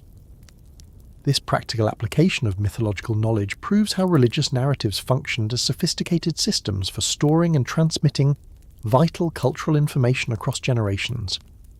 The symbolic complexity of the pomegranate reached its fullest expression in the context of ancient mystery religions, where the multiple meanings of the fruit could be explored through detailed ritual practices and theological education. The Eleusinian mysteries, in particular, utilized pomegranate symbolism extensively to convey complex teachings regarding death, rebirth, and the relationship between individual existence and the cosmic order. Initiates, those accepted into the mystery, would receive instruction on the various symbolic meanings of the fruit and participate in ceremonies that reenacted Persephone's consumption of the seeds. Ancient sources describe special ritual vessels shaped like pomegranates, used to hold sacred substances or offerings during the mystery rites. These vessels often possessed removable sections that allowed priests to reveal the contents during those dramatic moments of the religious ceremonies, creating powerful visual metaphors for hidden knowledge and revealed truth.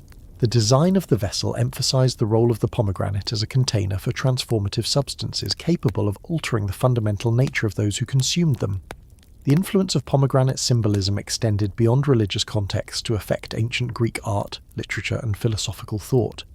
Artistic representations of pomegranates appear in contexts ranging from funerary monuments to wedding decorations, always carrying connotations of transformation, renewal, and the complex relationship between life and death.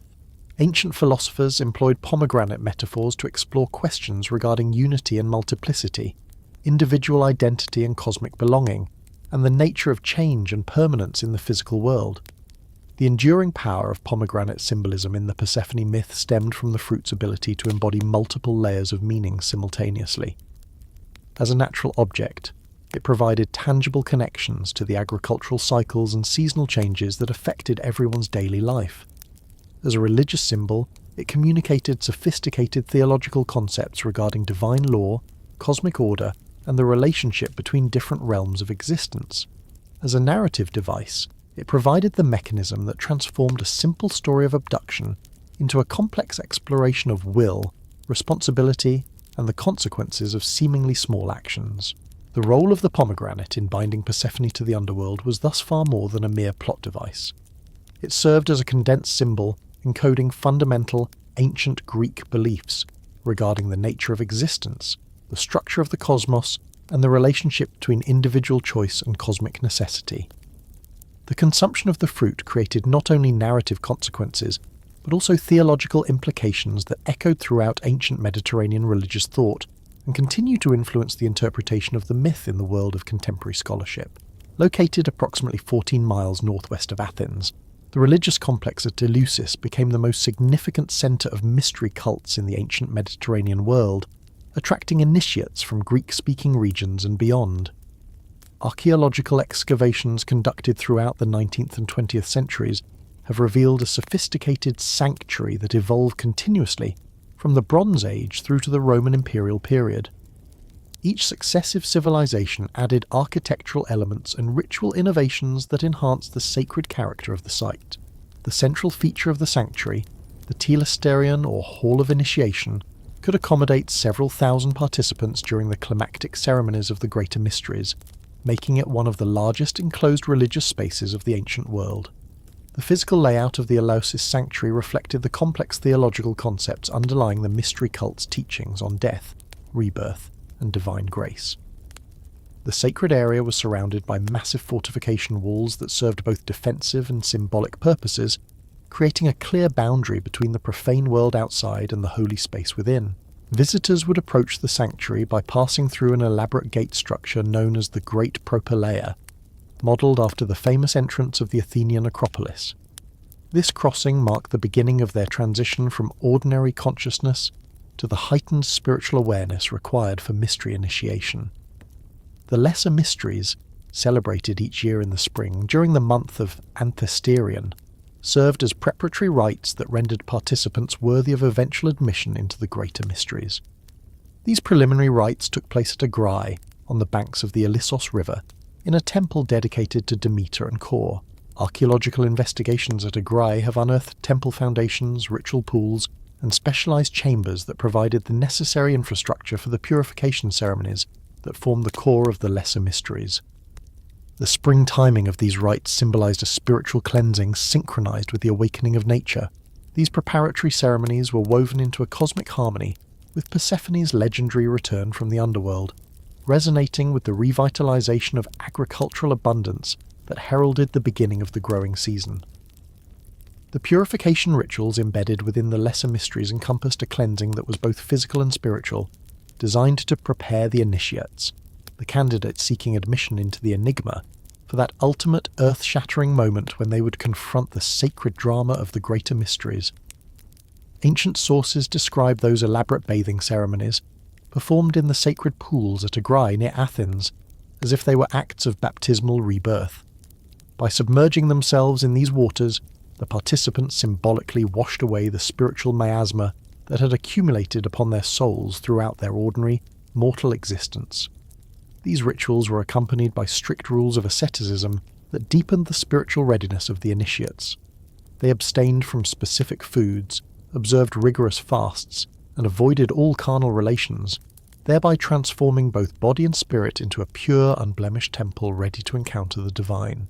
The sacrificial components of the Lesser Mysteries involved the offering of young swine, animals identified across the Greek world with Demeter and the fecundity of the fields. The selection of pigs for these ceremonies was rooted in reasons that were both pragmatic and deeply symbolic. Not only were these animals easily obtainable for participants hailing from various economic classes, but as creatures that rooted in the earth and lived in close proximity to the soil, they were viewed as the most appropriate intermediaries to convey human supplications to those dark, subterranean gods, the chthonic powers, who governed both fertility and death. Archaeological excavations conducted at Agrae have brought to light vast piles of porcine bones, confirming the descriptions of these sacrificial practices found in ancient literary texts. These skeletal remains stand as the silent, enduring witnesses to those bloody, yet sacred rituals performed thousands of years ago. The Greater Mysteries, celebrated in the melancholic month of Bodromion, when the autumn winds began to whisper of change, represented the absolute zenith of the Eleusinian religious experience, drawing participants from the four corners of the Mediterranean world. The timing of these ceremonies overlapped with flawless precision with Persephone's mythological descent into the Underworld, and the onset of that period of agricultural dormancy brought by the winter in the Mediterranean climate. This seasonal alignment forged powerful symbolic links between the ritual experiences of the human initiates and that divine drama of separation and reunion which formed the theological bedrock of the mystery cult. The death and rebirth of nature were inextricably fused with the journey of the soul. The Greater Mysteries commenced with magnificent processions that transported sacred objects and ritual participants from Athens to Eleusis. This journey was undertaken along that ancient dust-choked highway known as the Sacred Way, a road constructed specifically for this holy purpose.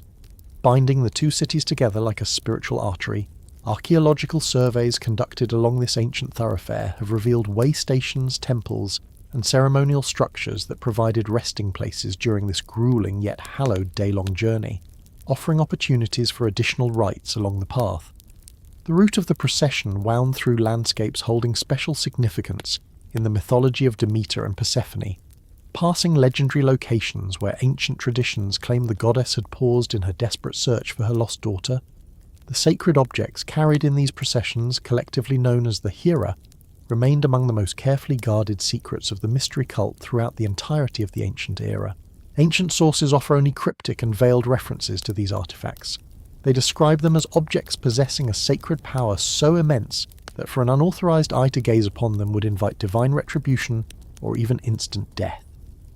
Modern scholarly analysis of ancient artistic representations and literary allusions suggests that the Hera may have included agricultural implements, ritual vessels, and symbols of fertility and renewal directly linked to the mythological narrative of Demeter and Persephone. The participants in the procession were not limited to the initiates alone. Special religious officials, trained to oversee the ceremonies and preserve the ritual traditions, also walked in this holy march. The high priest of the mysteries, the Hierophant, held an office passed down from father to son within the Eumolpid family, possessing the exclusive authority to reveal the sacred teachings to worthy initiates.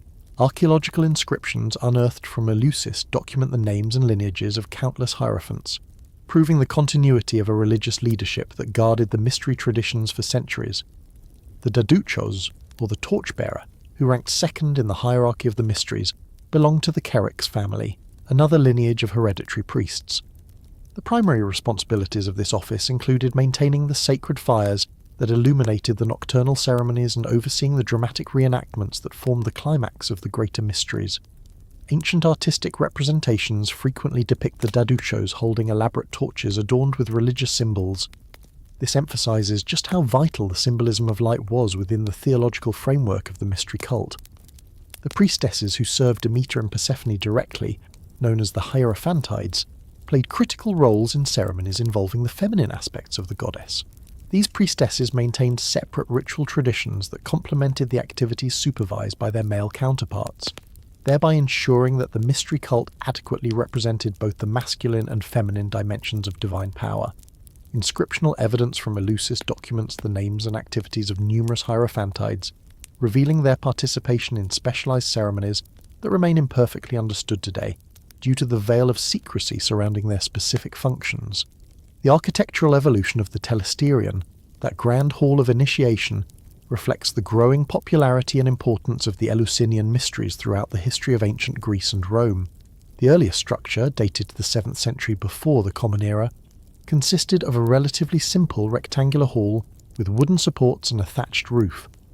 Successive reconstruction projects expanded the building's capacity and improved its acoustic properties. This process culminated in the colossal structure completed in the 5th century before the Common Era, under the famous building program of Pericles. This final version featured a complex system of interior columns arranged in a grid pattern, supporting a roof measuring approximately 54 metres by 52 metres. This created a covered space vaster than that of most ancient temples.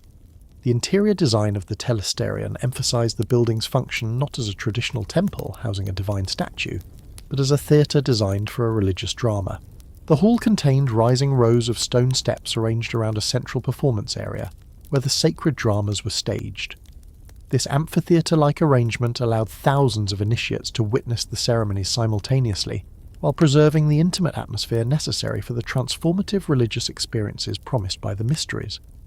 Archaeological investigations conducted within the Telesterion have revealed evidence of elaborate stage machinery and special effects equipment used to heighten the dramatic impact of the mystery ceremonies. Excavations have brought to light underground chambers, hydraulic systems, and mechanical devices capable of producing supernatural phenomena, such as the sudden apparition of divine figures, mysterious voices, and dramatic lighting effects. These technological innovations demonstrate the sophisticated theatrical techniques employed to create those overwhelming and enchanting sensory experiences that convinced the initiates they were making direct contact with divine powers.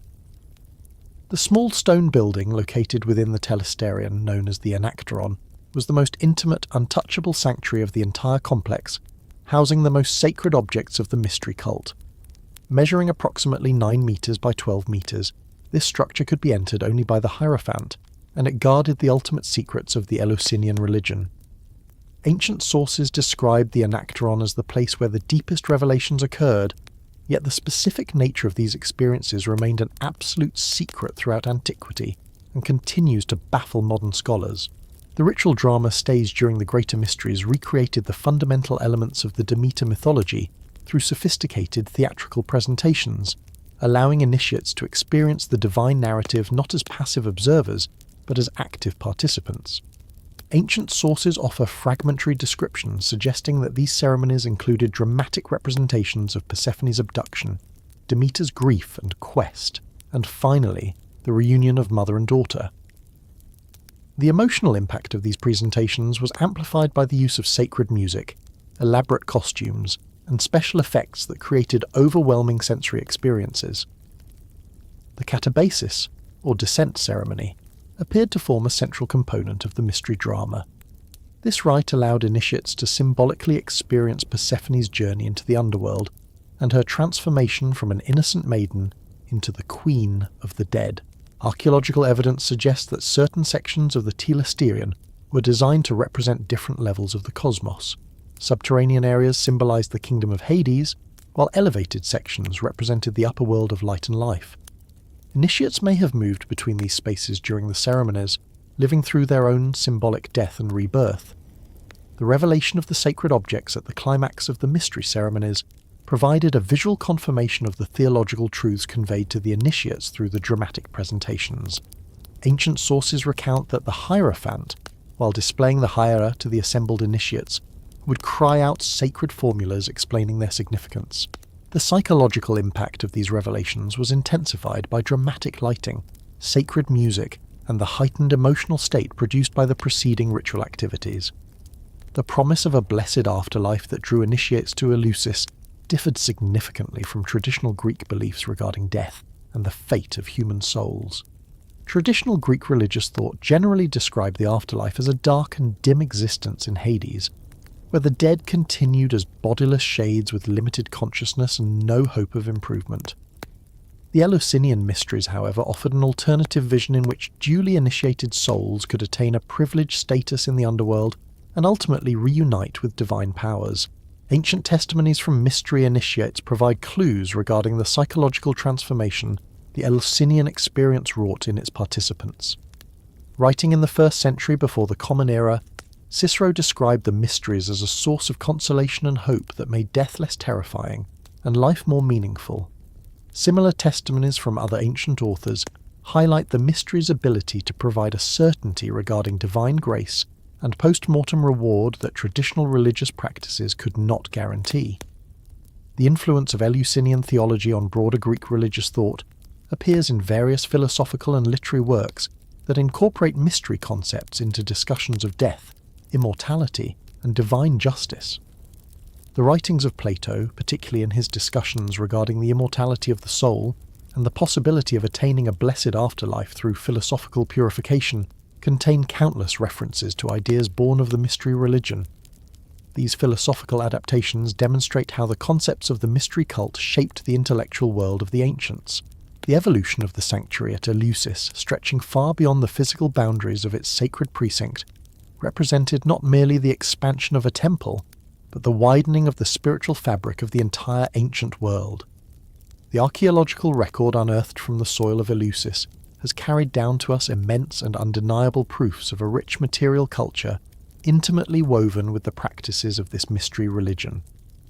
Among these tangible echoes of the past are architectural marvels specifically designed to deepen the ritual experience, votive objects offered with trembling hands to the gods, and specialized vessels crafted solely for use in the most holy of ceremonies.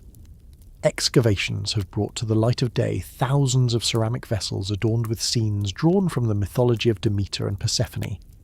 These artifacts reveal how artistic representations serve to reinforce the profound theological messages transmitted through ritual activity. These silent witnesses, pulled from the deep, dark memory of the earth, provide vital evidence allowing us to reconstruct the visual and material dimensions of those enigmatic practices that ancient literary sources describe only in the faintest of outlines. The international character of the Eleusinian mysteries is etched clearly into inscriptions that document initiates hailing from the four corners of the Mediterranean world. Votive inscriptions found within the temple complex record the names of pilgrims who journeyed from the misty, distant shores of the Black Sea colonies, from the sun-drenched lands of southern Italy, and from the ancient, storied cities of Anatolia. This stands as a testament to the cult's enchanting and magnetic pull over vastly different cultural and ethnic groups. This geographical diversity reflects both the universal nature of the human anxieties addressed by the mystery teachings and the effective dissemination of the Eleusinian influence throughout the ancient world. The primal fear of death and the desperate flickering hope for rebirth serve to unite all of humanity, regardless of tongue or tradition, around the sacred fire of Eleusis. The relationship between the Eleusinian mysteries and the rising political power of Athens created a complex dynamic that influenced both religious and secular developments throughout the classical era. Athens maintained a grip of ironclad political control over the sanctuary, reaping significant economic benefits from the dense traffic of international pilgrims drawn by the mysteries. This political dimension occasionally birthed tensions between the religious priesthood and the secular authorities, particularly when the secret teachings of the mysteries clashed with traditional civic duties, or when foreign initiates demanded religious privileges that challenged the legal jurisdiction of Athens. This delicate dance between the sacred and the political acted as an invisible hand shaping the history of Eleusis. Yet, amidst these earthly concerns, the transformation of Persephone from the innocent core, the flower-gathering maiden, into the potent and terrifying sovereign of the dead represents one of the most psychologically labyrinthine character developments in all of ancient mythology. This evolution is most clearly visible in the progression of classical literature, stretching from the 8th century before the Common Era through to the height of the Roman imperial period. Here, generation after generation of poets, playwrights, and religious thinkers developed increasingly sophisticated portrayals of her divine authority and her judicial capabilities. Early sources, foremost among them the Homeric Hymn to Demeter, present Persephone primarily as a victim, a figure whose will remains limited even after her elevation to the status of a queen. However, later classical authors began to paint her as a power actively participating in the administration of the underworld, wielding true and terrifying authority over the fates of both divine and mortal beings. Aeschylus, the great tragedian who wrote in the 5th century before the Common Era, offers some of the earliest dramatic evidence of Persephone's judicial authority in his lost play, The Weighing of Souls.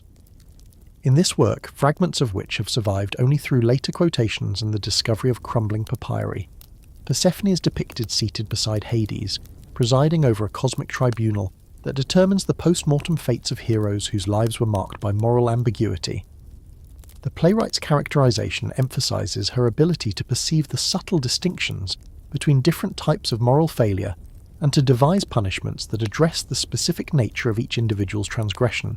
Sophocles further developed this judicial characterization in his masterpiece Oedipus at Colonus, where Persephone appears as a goddess capable of granting the right of asylum to those who have suffered unjustly during their mortal existence.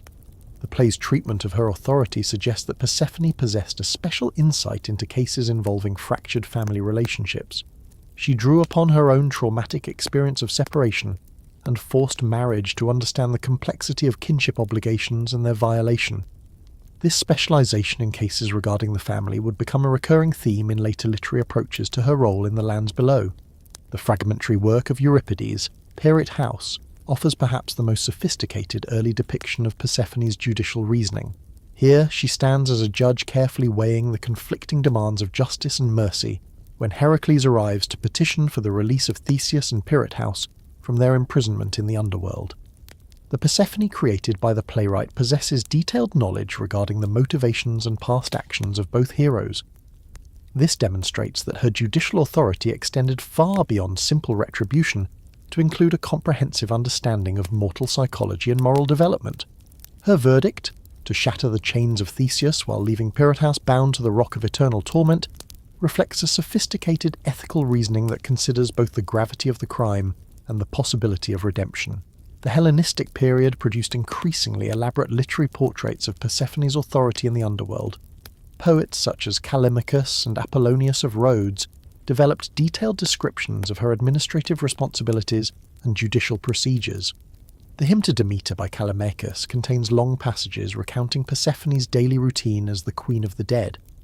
It shows her examining cases brought by various underworld officials, consulting with expert tribunals composed of deceased judges, and personally investigating complex moral questions that required divine intervention. These narratives suggest a highly bureaucratized administration of death, where Persephone functioned as both the supreme judicial authority and the chief administrator. Roman poets further elaborated on these themes, adapting them to Roman legal and administrative concepts that emphasize systematic procedure and institutional authority. Virgil's Aeneid presents Persephone as the ultimate arbiter of access to the different regions of the underworld. She possesses the power to grant or deny passage to souls seeking to reach the Elysian fields or other exclusive domains. His characterization emphasizes her role as the guardian of cosmic justice, ensuring that rewards and punishments in the afterlife are consistent with divine law, rather than being subject to arbitrary preferences or political considerations. Ovid's Metamorphoses offers the most detailed Roman narrative regarding Persephone's judicial activities, recounting her intervention in numerous cases involving mortals who had been transformed by divine power during their lives. The Persephone of Ovid appears as an expert in cases involving transformation and identity change. She draws upon her own radical experience of personal metamorphosis to understand the psychological and spiritual challenges faced by others who have undergone similar changes. The poet's approach suggests that her authority extended to reversing or altering transformations in situations where justice demanded intervention. The judicial procedures attributed to Persephone in classical literature reflect a sophisticated understanding of legal principles that paralleled contemporary developments in Greek and Roman law. Ancient sources recount that she demanded detailed testimony from multiple witnesses before passing judgment, that she consulted panels of expert advisors on technical matters, and that she kept careful records of precedents to guide future cases. These procedural elements demonstrate that ancient writers understood the justice of the underworld not as a mechanism of capricious divine whims, but as a system operating according to immutable principles. Archaeological evidence obtained from various temples themed around the underworld provides material validation for these beliefs regarding Persephone's judicial authority. Excavations in areas associated with chthonic worship, that is, the worship of the earth and the spirits within it, have brought to light countless curse tablets and legal petitions addressed specifically to Persephone, asking for her intervention in moral questions or earthly disputes that mortal courts could not resolve. These tablets, often inscribed upon cold, heavy sheets of lead, invoke her authority as the Queen of the Dead and the Judge of Souls, emphasizing her role as the ultimate arbiter of justice who transcends the limitations of mortal legal systems.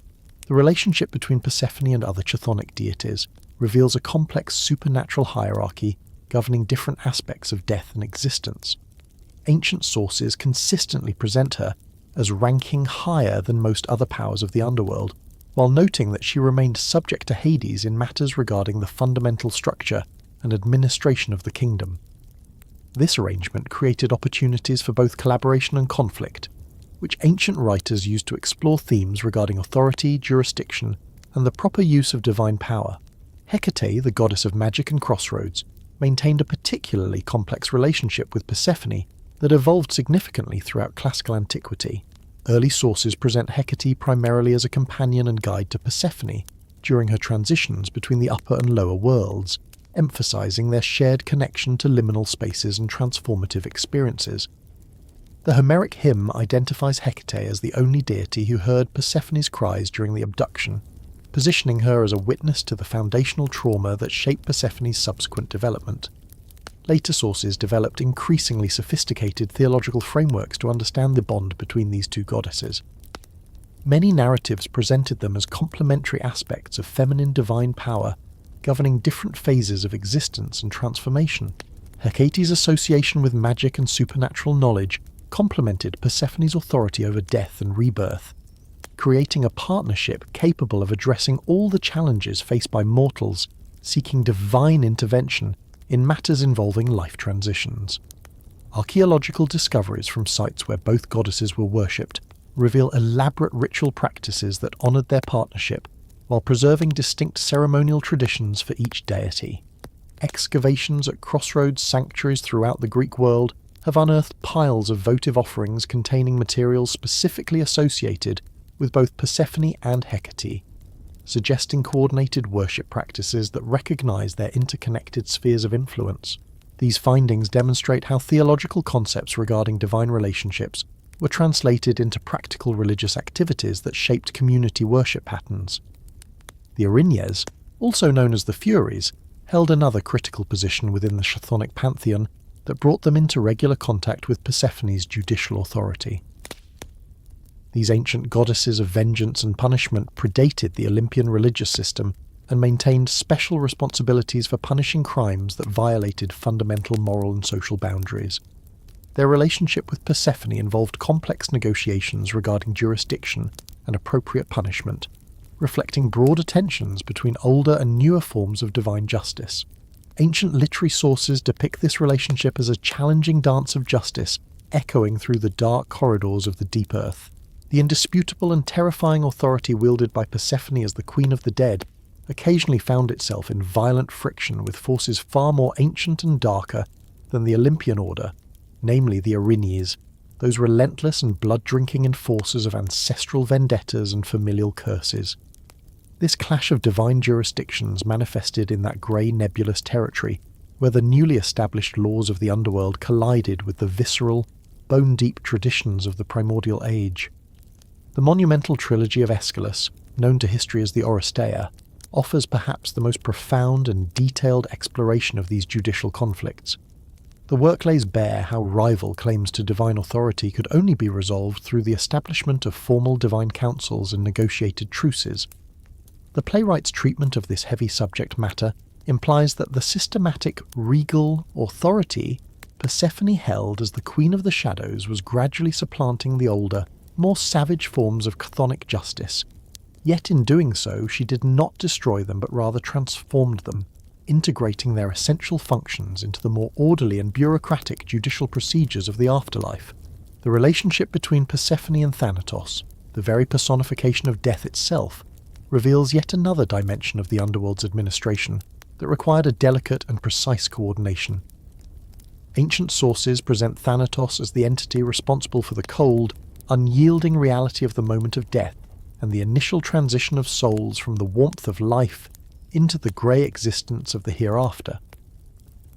The authority of Persephone, however, commenced only when the soul arrived within the bounds of the underworld, the true kingdom of Hades.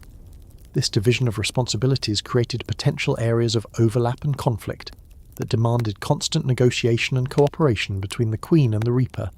Furthermore, Hypnos, the brother of death and the master of sleep, maintained his own deep connections to Persephone's realm through his role in creating those unconscious states that temporarily sever the soul from the constraints of the physical body. The literature of the ancient world regarding dreams frequently depicts encounters with Persephone occurring during the depths of sleep.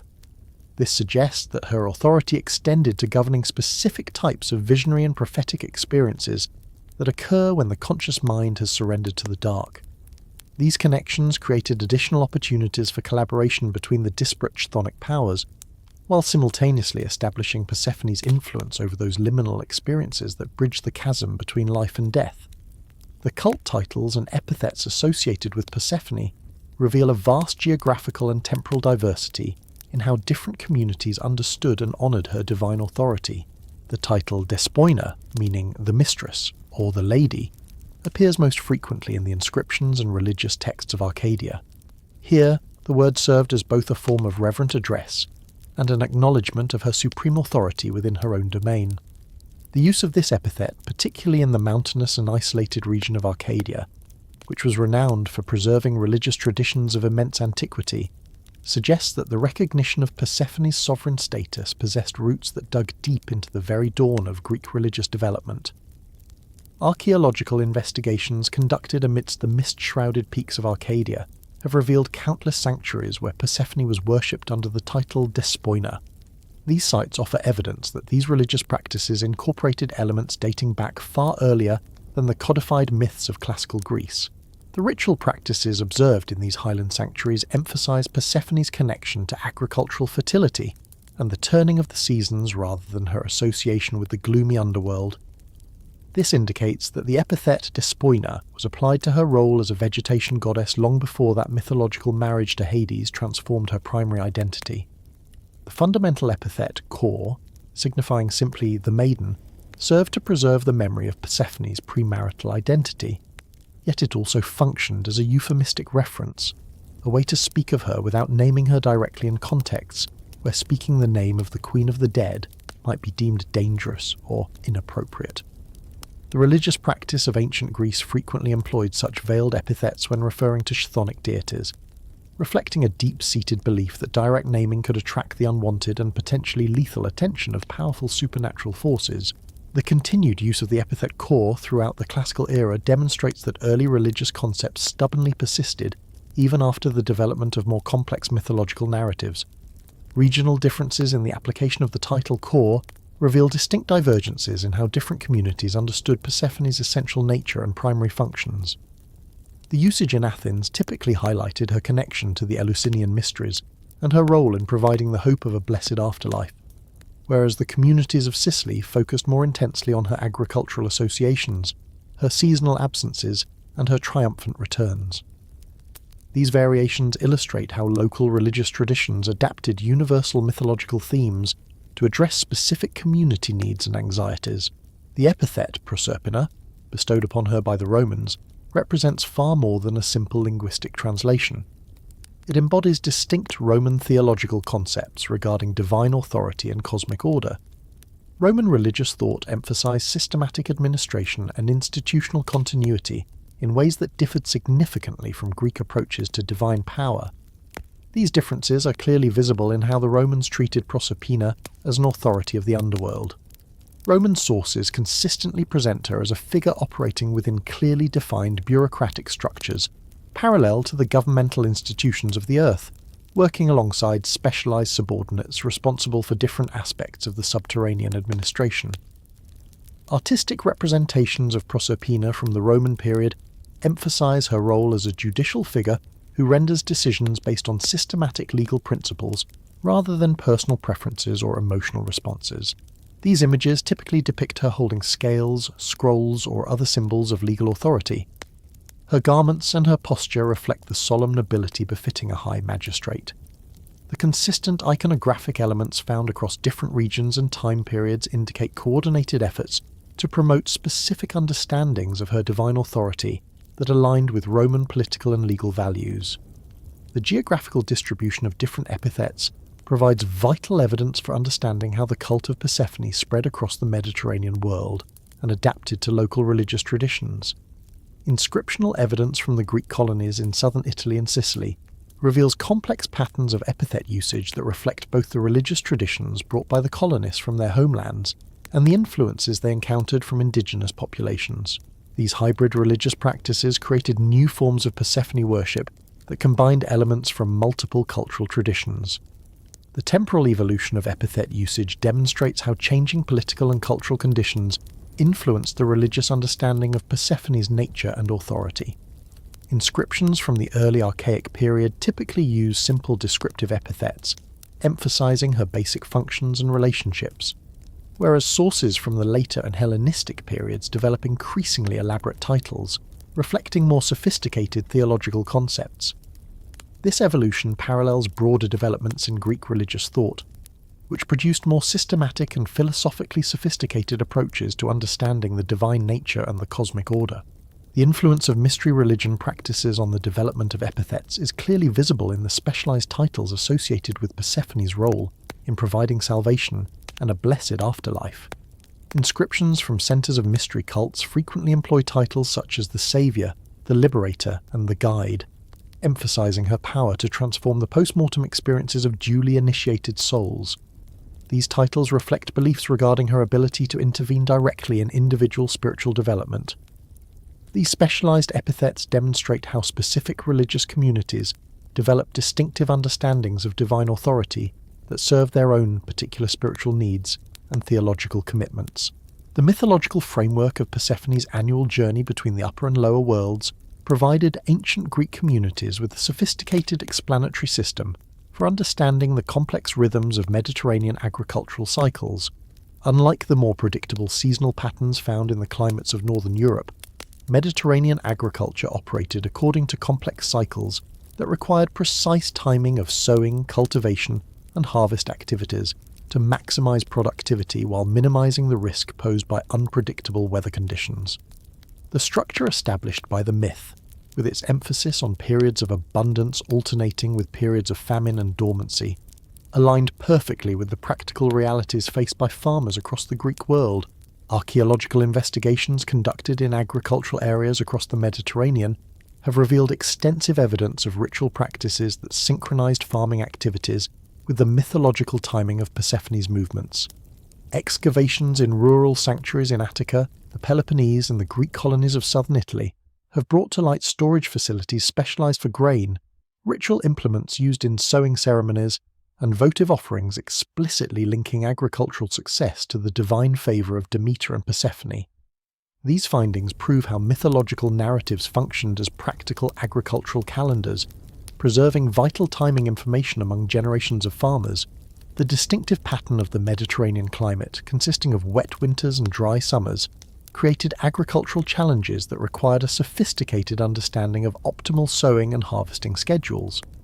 Ancient farmers knew that successful grain cultivation depended on a delicate coordination between seasonal rainfall patterns, soil temperature fluctuations, and the natural cycles of plant growth and dormancy. The myth of Persephone encoded this practical knowledge within a memorable narrative structure that could be transmitted orally across generations, while maintaining accuracy in essential timing information. Ancient agricultural texts by authors such as Hesiod and Theophrastus reveal how the mythological calendar influenced practical farming decisions throughout the Greek world. Hesiod's work, Works and Days, contains numerous references to agricultural activities that must be performed when specific mythological events occur. Sowing schedules were coordinated to coincide with Persephone's descent into the underworld, while harvest activities were aligned with her return to the upper world. These connections demonstrate how religious narratives served as sophisticated information storage systems that preserved vital agricultural knowledge within memorable cultural frameworks. The timing of Persephone's descent, traditionally falling in late summer or early autumn, coincided with precise accuracy with the period when Mediterranean farmers needed to prepare their fields for winter sowing. Ancient sources describe elaborate ceremonies marking this transition. Communities would gather to perform rituals honouring both the completion of the previous year's agricultural cycle and the beginning of preparations for the next year's crops. Archaeological evidence from rural sanctuaries reveals specialised ritual vessels, agricultural tools dedicated to the goddesses, and piles of offerings confirming the widespread practice of these seasonal ceremonies. The sombre timing of autumn also aligned with critical decisions regarding seed selection and storage that would determine the success of the following year's harvest. Those sage tillers of the soil who dwelt in the deepest antiquity, men and women whose hands were forever stained with the dark, fertile earth, possessed an intimate, bone-deep gnosis regarding the fragility of existence. They understood with a terrifying clarity that the vital spark of life hidden within the heart of a seed was not eternal, but a flickering flame that could easily be extinguished by the ravages of time. They knew that the potential for life, slumbering within the bosom of every harvest, was a delicate and ephemeral thing. This ancient wisdom compelled them, during every season of reaping, to perform a sacred curation. They were bound by necessity to separate the most flawless, the most potent specimens from the common grain, hoarding them away as the crystallized hope of the next sowing season. Within this cycle, the mythological framework did far more than provide a story. It imbued these intensely practical and vital agricultural labours with a profound religious resonance. The transformation of Persephone from an innocent flower-gathering maiden into the formidable queen of the underworld paralleled, with spiritual exactitude, the transmutation of the harvested grain from mere sustenance into a sacred seed, destined to birth the crops of the future. The legendary return of Persephone to the surface world, to the weeping embrace of her mother Demeter, that is to say the arrival of the spring, was synchronized with the critical moment when the seed stored in the silent dark of the granaries began to stir, awakening into new botanical life. This precise moment marked the great cosmic threshold, the transition from the somnolent, static silence of winter to the rapturous, chaotic activity of the growing season. the agricultural communities of the ancient world felt the weight of this timing in their very marrow, understanding that it played a decisive role in determining the success or ruin of the entire year. For they knew that the temper of the winds and the readiness of the soil during this period were not mere weather patterns, but divine variables that would dictate the yield of the crops and the quality of the harvest. The mythological celebration of the reunion between Persephone and Demeter provided a religious skeleton, a sacred architecture upon which the communal activities necessary for a successful spring sowing were built. Among the myriad festivals dedicated to the two goddesses, the Thesmophoria stands as the paramount example of that sophisticated fusion between deep religious faith and pragmatic agricultural necessity that characterized the ancient Greek spirit. This mysterious festival, a rite strictly reserved for women and kept jealously guarded from the profane eyes of men, was celebrated each year during the melancholic month of Paeneption, when the autumn leaves began to fall. Its elaborate ceremonies wove together high theology with practical actions designed to bolster both agricultural success and the fertility of the community. Archaeological investigations conducted across the four corners of the Greek world upon the very grounds where the Thesmophoria was once chanted have brought to the light of day comprehensive evidence of the festival's profound ties to the soil.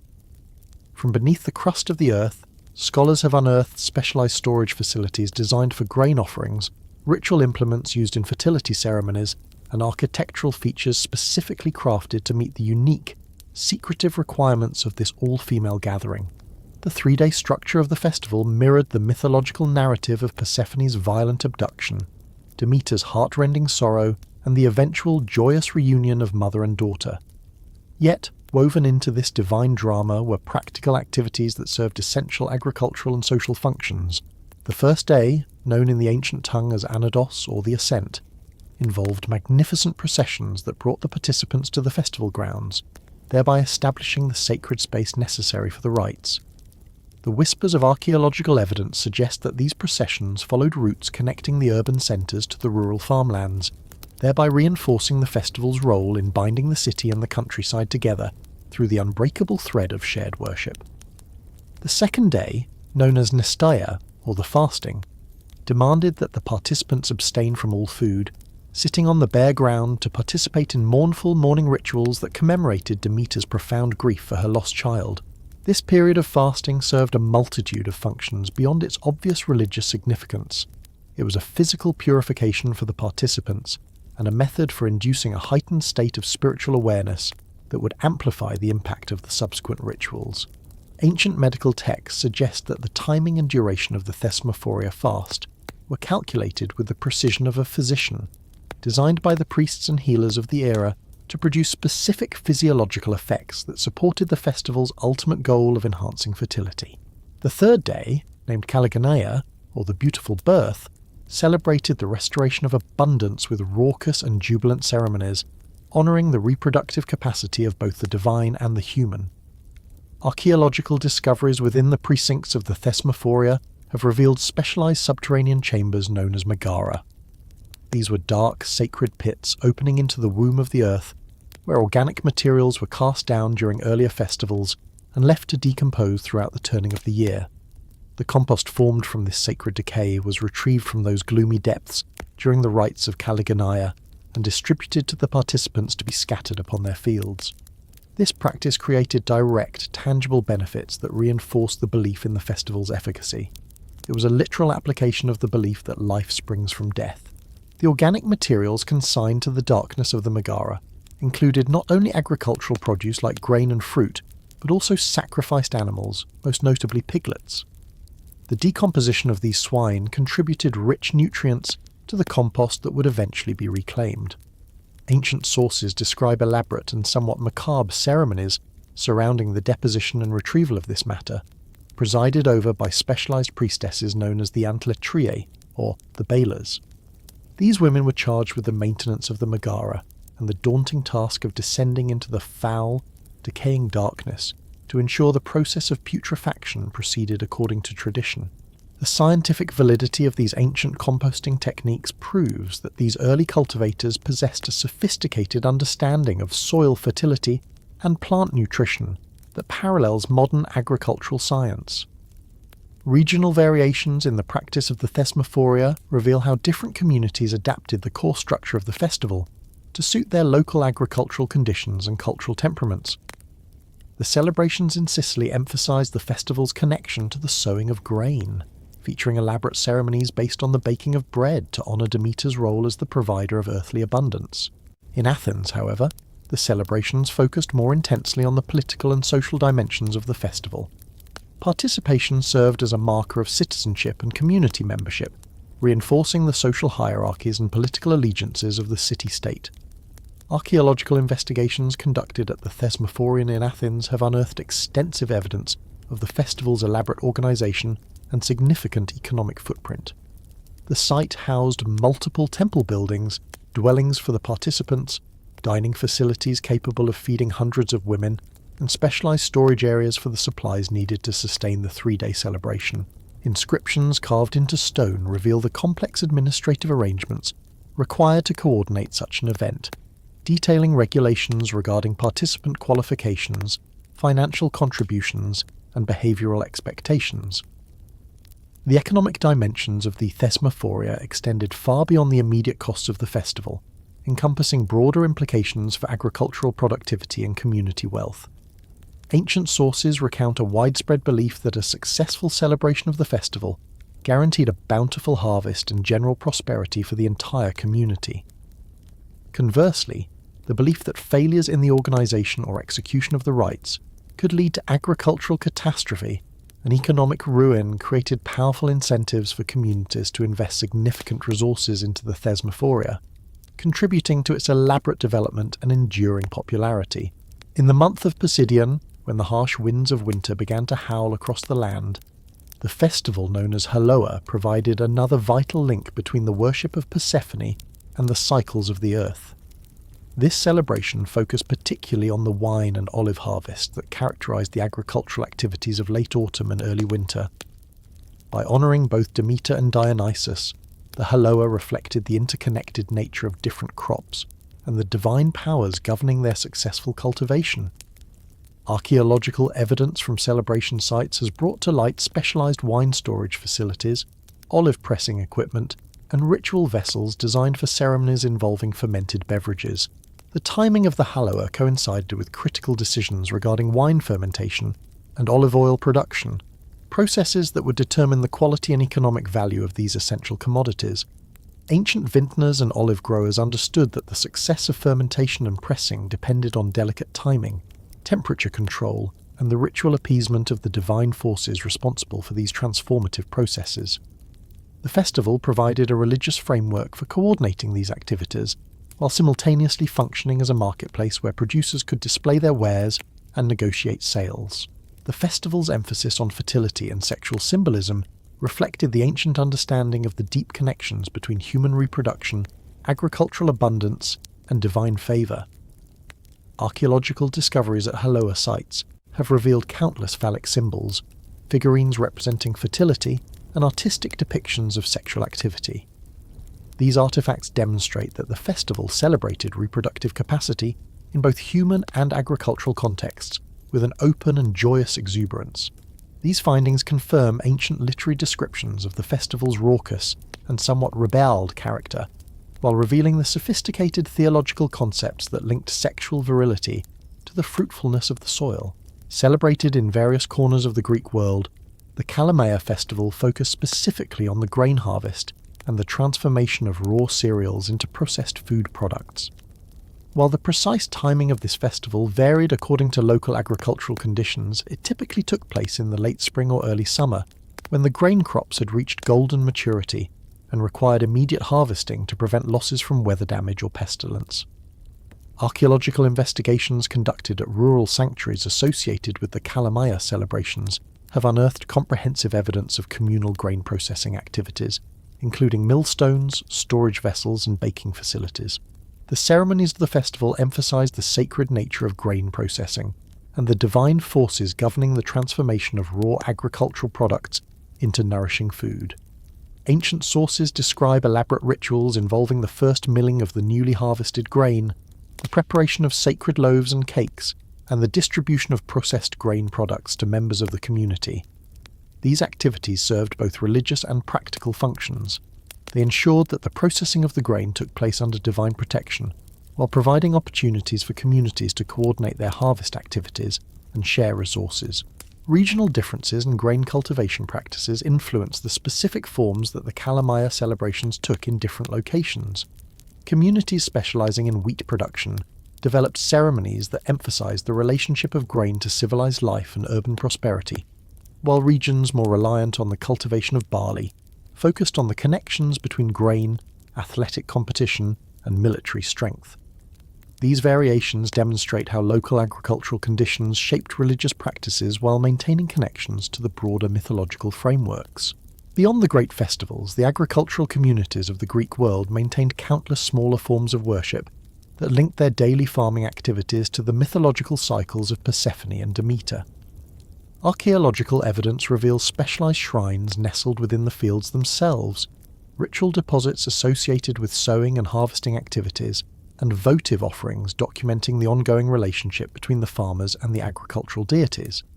These findings demonstrate how religious worship was not confined to specific festival periods, but permeated every aspect of agricultural life.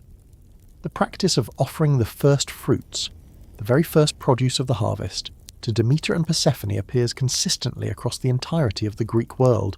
Archaeological excavations undertaken within the quiet, hallowed grounds of rural temples have brought to the light of day storage facilities that were constructed with a specific, sacred purpose, to house the votive offerings of the faithful. These structures, rising from the earth like silent stone sentinels, stood as the guardians of the harvest's sanctity, protecting the fruits of the soil within their cool, dark interiors. The ancient sources whispered down through the corridors of history describe in vivid detail those elaborate and magnificent ceremonies where the very first and most flawless produce of the harvest, the first fruits, were dedicated to the gods with solemn reverence. These offerings were far more than a mere expression of profound gratitude for divine favour. They were viewed by the ancients as a spiritual insurance policy, a desperate hedge against the agricultural catastrophes that might lurk in the mists of the future. The economic impact of these consecrated tithes was immense, for the great temples, through the systematic collection of agricultural wealth, amassed significant fortunes, operating effectively as sacred treasuries or divine banks where the capital was the very sustenance of life itself. The ceremonies dedicated to the benediction of the seeds established yet another vital bridge between the ethereal realm of religious awe and the soil-stained reality of agricultural labour. The farmers of those elder times possessed a bone-deep understanding that the quality of the seed determined the success of the crop, and by extension, whether their community would survive the harsh winter or perish into dust. Thus, the selection and treatment of the sowing material carried a weight of life and death importance. The religious rites that invoked divine protection over the dormant seeds served functions that were both psychological and intensely practical. These rituals provided the tillers of the earth with the unshakable confidence required to commit their precious grain to the ground, while simultaneously creating sacred opportunities for the community to share wisdom regarding successful seed varieties and the secrets of cultivation. The geographical variations in the seasonal interpretations of the Persephone legend reflect the diverse agricultural tapestries of the Mediterranean world, demonstrating how mythological frameworks were fluid enough to adapt to local environmental conditions. In the vast golden grain-producing regions of Sicily and southern Italy, the myth heavily emphasized Persephone's role in the sowing of cereal crops, mirroring the cycles of planting, growth, and harvest that characterized the production of wheat and barley.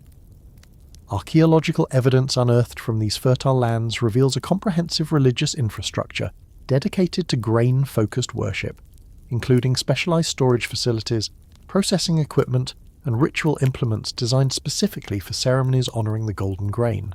The restless, fire-breathing volcanic regions of southern Italy and Sicily developed their own unique interpretations of the Persephone myth, weaving local geological features into the divine narrative. Communities living in the perilous shadows of Mount Etna and Mount Vesuvius understood the periodic and violent eruptions of the earth not as random disasters, but as manifestations of Persephone's movements between the upper and lower worlds.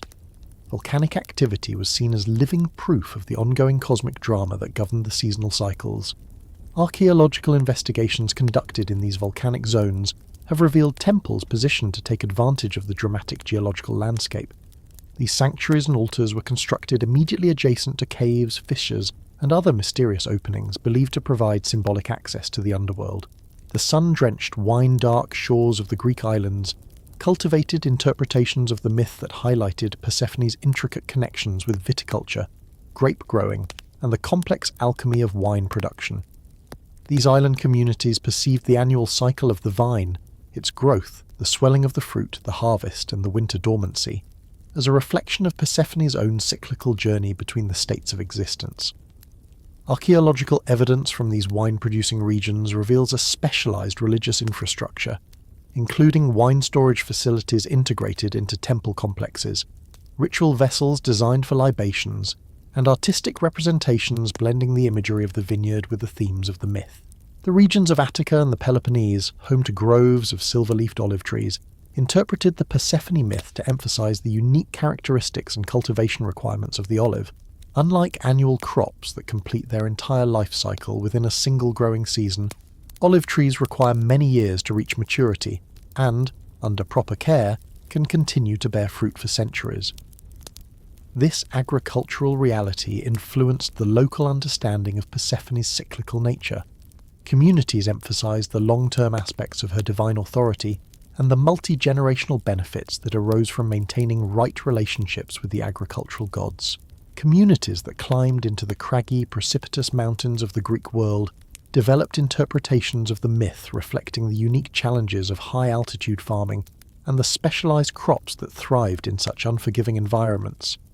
Archaeological surveys conducted in these highland regions have revealed evidence of religious practices honoring Persephone's role in governing the growth cycles of alpine plants, including medicinal herbs, mountain berries, and hardy grains adapted to the thin air. These communities often emphasize Persephone's connections to wild flora and untamed, rugged landscapes, reflecting their dependence on foraging and semi-domesticated agriculture. Coastal communities, acknowledging the deep connection between agricultural timing and the seasonal patterns governing fishing, navigation, and maritime trade, integrated nautical elements into Persephone's seasonal cycles. Archaeological evidence obtained from seaside temples reveals ritual practices that honoured both agricultural and maritime deities, coordinating land and sea-based economic activities according to seasonal models that mirrored the mythological narratives. These practices demonstrate how communities with diverse economic foundations were able to integrate different aspects of seasonal mythology into coherent and unified religious systems. The appropriation of Greek mythological traditions by Rome underwent a systematic transformation during the late Republic and early imperial periods. The myth of Persephone underwent significant adaptations to reflect distinct Roman cultural values and political necessities. When Roman poets and religious authorities encountered the Greek narrative of Persephone, they found a story that required substantial alteration to be brought into alignment with Roman concepts of divine authority, family structure, and cosmic order. The resulting figure of Proserpina, though her attributes were clearly derived from Greek antecedents, manifested as a distinctly Roman goddess, embodying theological and political concepts specific to Rome and serving the ideological requirements of an expanding empire. Ovid's treatment of the Proserpina myth in his masterpiece Metamorphoses, or Transformations, composed during the reign of Augustus between the years 2 and 8 of the Common Era, represents the most influential Roman adaptation of the Greek narrative. Writing for an audience that included both traditional Roman aristocrats and the newly enfranchised masses from across the Mediterranean world, Ovid created a version that preserved the basic mythological structure, while incorporating Roman legal concepts, social values, and political imagery that resonated with contemporary imperial ideology. His Proserpina, transforming from an innocent maiden into the queen of the underworld, appears as a figure parallel to the Roman understanding of how individual identity could be reshaped through institutional authority and legal obligation. Ovid's geographical precision in locating the abduction in Sicily reflected Rome's administrative control over the island and the empire's systematic approach to incorporating local religious traditions into broader imperial frameworks. His detailed descriptions of the Sicilian landscapes, particularly the area around Lake Pergus near Enna, demonstrated a familiarity with provincial territories, while establishing clear links between mythological events and real locations under Roman rule. This geographical specificity reinforced Rome's claims of regional control while simultaneously serving political ends by honouring local religious traditions that predated the Roman conquest. The Roman poet's characterization of the divine participants reveals distinct Roman perspectives on authority relations and family dynamics. His Jupiter appears as a calculating political leader who makes the decision to arrange Proserpina's marriage. This reflects the Roman aristocratic practice of using marriage alliances to strengthen political networks and maintain stability among powerful families. This interpretation transformed the somewhat arbitrary use of divine authority by Zeus in the Greek sources into a systematic political strategy that Roman audiences would recognize and understand as necessary for maintaining cosmic order. Ovid's Pluto enters the stage as a figure far more sympathetic than his Greek counterpart Hades, driven by genuine passion rather than merely a desire for a suitable bride. The Roman poet's emphasis on Pluto's emotional vulnerability and his desperate efforts to win Proserpina's affection reflected Roman literary preferences for psychological complexity and emotional authenticity. This characterization also aligned with Roman marriage customs, which increasingly emphasized mutual affection and companionship between spouses, even in arrangements that served primarily political or economic functions. The references to Proserpina in Virgil's epic Aeneid, though less extensive than Ovid's treatment, reveal how the myth could be integrated into epic narratives celebrating Roman imperial destiny and divine favour. The poet's Proserpina emerges as a figure whose authority over the underworld serves broader cosmic purposes that ultimately support Roman imperial success.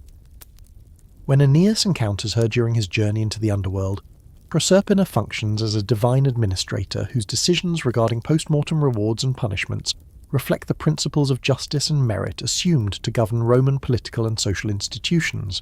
Virgil's approach emphasizes Proserpina's role as a guardian of cosmic order, ensuring that divine justice operates according to systematic principles rather than arbitrary preferences. This characterization mirrored Roman legal traditions that emphasized procedural regularity and institutional continuity, suggesting that divine authority operated according to the same rational principles governing earthly administration. Thus, Virgil's Proserpina becomes a celestial judge whose judicial decisions support the broader imperial project by demonstrating divine approval for Roman concepts of justice and governance. Claudian's De Raptu Proserpinae, composed in the late 4th century of the Common Era, represents the most detailed Roman interpretation of the myth and demonstrates how the narrative continued to evolve throughout the imperial period. Writing during a time of increasing political instability and religious transformation, Claudian created a version emphasizing themes of renewal, transformation, and the cyclical nature of imperial power.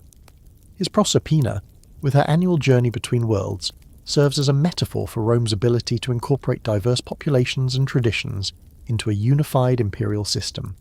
She embodies the empire's capacity to renew itself through institutional adaptation and cultural synthesis. Claudian's extensive use of allegorical interpretation reflects the literary preferences of late antiquity, while also serving contemporary political needs. His Proserpina functions simultaneously as a mythological figure and a symbol of imperial resilience, paralleling the evolution of Rome through her transformation from victim to sovereign. As the narrative of this ancient goddess flowed from the quills of poets and the minds of philosophers, it began to transcend the insular, stone-walled city-states of the Greek world, expanding outward to embrace the vast universal hegemony of Rome. When the myth travelled from the fragmented geography of Greece to the monolithic expanse of the Roman Empire, the very face of the legend shifted, widening and evolving until it matched the boundless horizons of the empire itself. The ornate and meticulous descriptions penned by Ovid did far more than retell a story. They mapped both the sun-drenched plains of the upper world and the shadowy, labyrinthine corridors of the underworld with such exquisite craftsmanship that his literary geography became a mirror reflecting the complex bureaucratic structure of the late Roman Empire. The integration of Proserpina, the Roman incarnation of Persephone, into the rigid and disciplined systems of the Roman religious calendar required far more than a simple translation of a name. It demanded a fundamental transmutation of the myth to align with Rome's ironclad concepts of time, ritual propriety, and civic duty. The potent religious authorities of Rome, men who viewed order as a divine mandate, recognized that the seasonal festivals of the Greeks could not simply be imported. They had to be adapted, molded, and synchronized with the agricultural patterns legal calendars, and political necessities of the Roman state. The resulting innovations in the sacred calendar preserved the ancient root systems of Greek mythological tradition, while simultaneously birthing new forms of worship that served the distinct institutional needs of the empire. The magnificent Roman festival known as the Cerealia, celebrated with great pomp and circumstance each year from the 12th day to the 19th day of April, absorbed the ghostly echoes of the mysterious Greek thesmophoria, yet ingeniously adapted them to fit the social architecture and political hierarchy of Rome. Unlike the secretive and closed celebrations of the Greeks, which were reserved strictly for women and shrouded in whispers, the Roman Cerealia threw open its gates to encompass both male and female participants. It manifested as a festival of a far more public and inclusive character, emphasizing the unbreakable link between the welfare of the citizenry and the stability of the empire. Archaeological evidence unearthed from the foundations of temples dedicated to Ceres has brought to light architectural features designed specifically to accommodate these mixed-gender religious activities, revealing specialized precincts for different types of rituals that reflected Rome's obsession with appropriate religious conduct. The disciplined celebrations of the Cerealia brought the political dimensions of agricultural abundance to the forefront, linking successful harvests explicitly to the prosperity of the empire and the divine approval of Roman rule through elaborate public ceremonies. Ancient sources describe with vivid detail the ostentatious processions that wound through the streets of Rome, featuring representations of conquered lands and their bountiful produce. These spectacles demonstrated how the festival, while maintaining its core religious functions, simultaneously served the potent ends of imperial propaganda. These political adaptations transformed the seasonal celebrations of the Greeks into Roman imperial liturgies that reinforced ideological messages regarding Rome's supremacy and its divine right to govern the world. The integration of Proserpina's worship into the Roman festival calendar required a meticulous coordination with existing religious obligations and civic ceremonies that had no parallel in the Greek world. Roman religious authorities developed sophisticated timing systems to allocate the proper time and resources for the celebrations of Proserpina, all while maintaining the complex array of civil, military and imperial rites that characterized the bustling religious life of the city.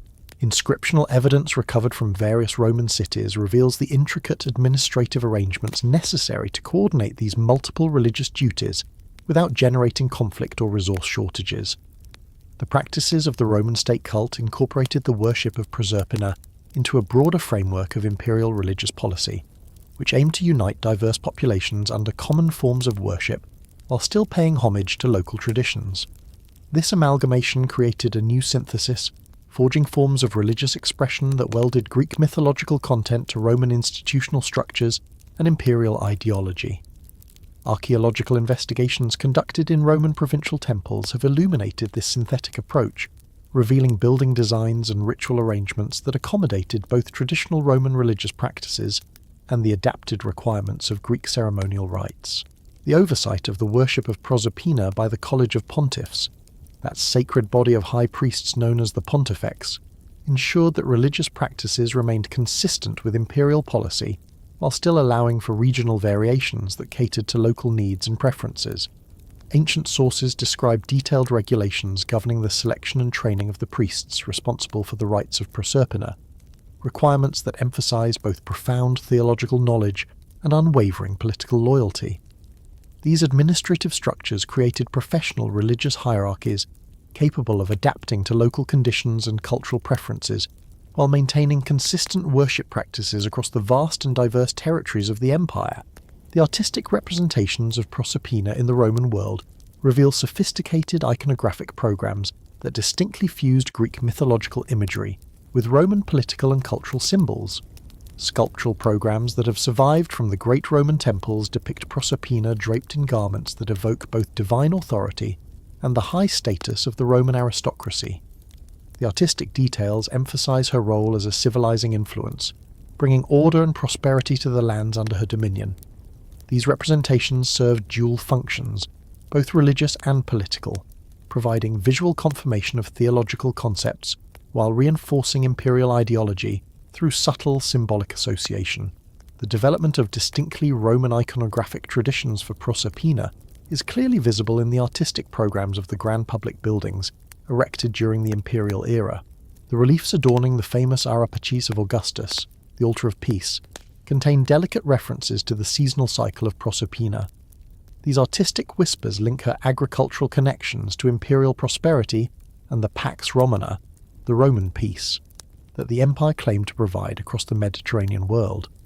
These artistic programs demonstrate how mythological imagery could serve the purposes of imperial propaganda while retaining genuine religious significance for contemporary viewers. Roman mosaic programs, discovered in the intimate settings of private villas and the grand halls of public buildings, reveal how the image of Proserpina functioned in domestic and civic contexts that extended far beyond formal religious ceremonies. Archaeological discoveries from sites frozen in time beneath the ash, such as Pompeii and Herculaneum, have brought to light elaborate and breathtaking floor mosaics that integrate scenes from the myth of Proserpina with images celebrating Roman military victories, imperial achievements, and family prosperity. These decorative programs suggest that the story of Proserpina resonated with Roman audiences as a narrative of transformation, adaptation, and ultimate success that paralleled their own experiences of cultural change and imperial expansion. The evolution of Proserpina's iconography throughout the imperial period reflects the shifting political conditions and cultural preferences that influenced how the Romans understood and represented divine authority. Representations from the early imperial period tend to emphasize her role as a bringer of abundance and prosperity, supporting imperial stability through the benevolent management of seasonal cycles. However, as the centuries turned and the shadows lengthened over the empire, the imperial imagery began to focus increasingly on her authority over death and transformation, a shift that reflected growing anxieties regarding the preservation of imperial continuity and political stability in times of crisis and change. Roman frescoes recovered from religious and domestic contexts reveal the sophisticated artistic techniques used to convey complex theological and political concepts through visual imagery. The famous frescoes adorning the walls of the Villa of the Mysteries in Pompeii demonstrate how mythological narratives could be integrated into the practices of mystery religions that served both spiritual and social functions. These breathtaking murals depict Proserpina participating in elaborate initiation rites that transform mortal women into divine beings. In doing so, they create visual metaphors for the profound social and political transformations that characterized Roman imperial society. The political applications of Proserpina's mythology during the Roman Empire demonstrate how ancient stories could serve imperial propaganda while retaining genuine religious meaning for diverse populations. Roman political theorists recognized that Proserpina's story, her journey from an abducted victim to a potent queen, provided useful metaphors for explaining how conquered populations could achieve prosperity and status within the imperial system. This interpretation served both ideological and practical functions, providing frameworks for understanding cultural change and adaptation, while encouraging provincial subjects to accept the reality of Roman rule.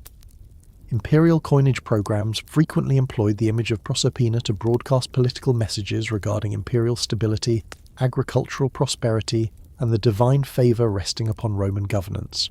Archaeological analysis of coin distribution reveals how these monetary representations carried imperial ideology along the empire's vast commercial networks, reaching audiences who might have had limited direct contact with official imperial institutions.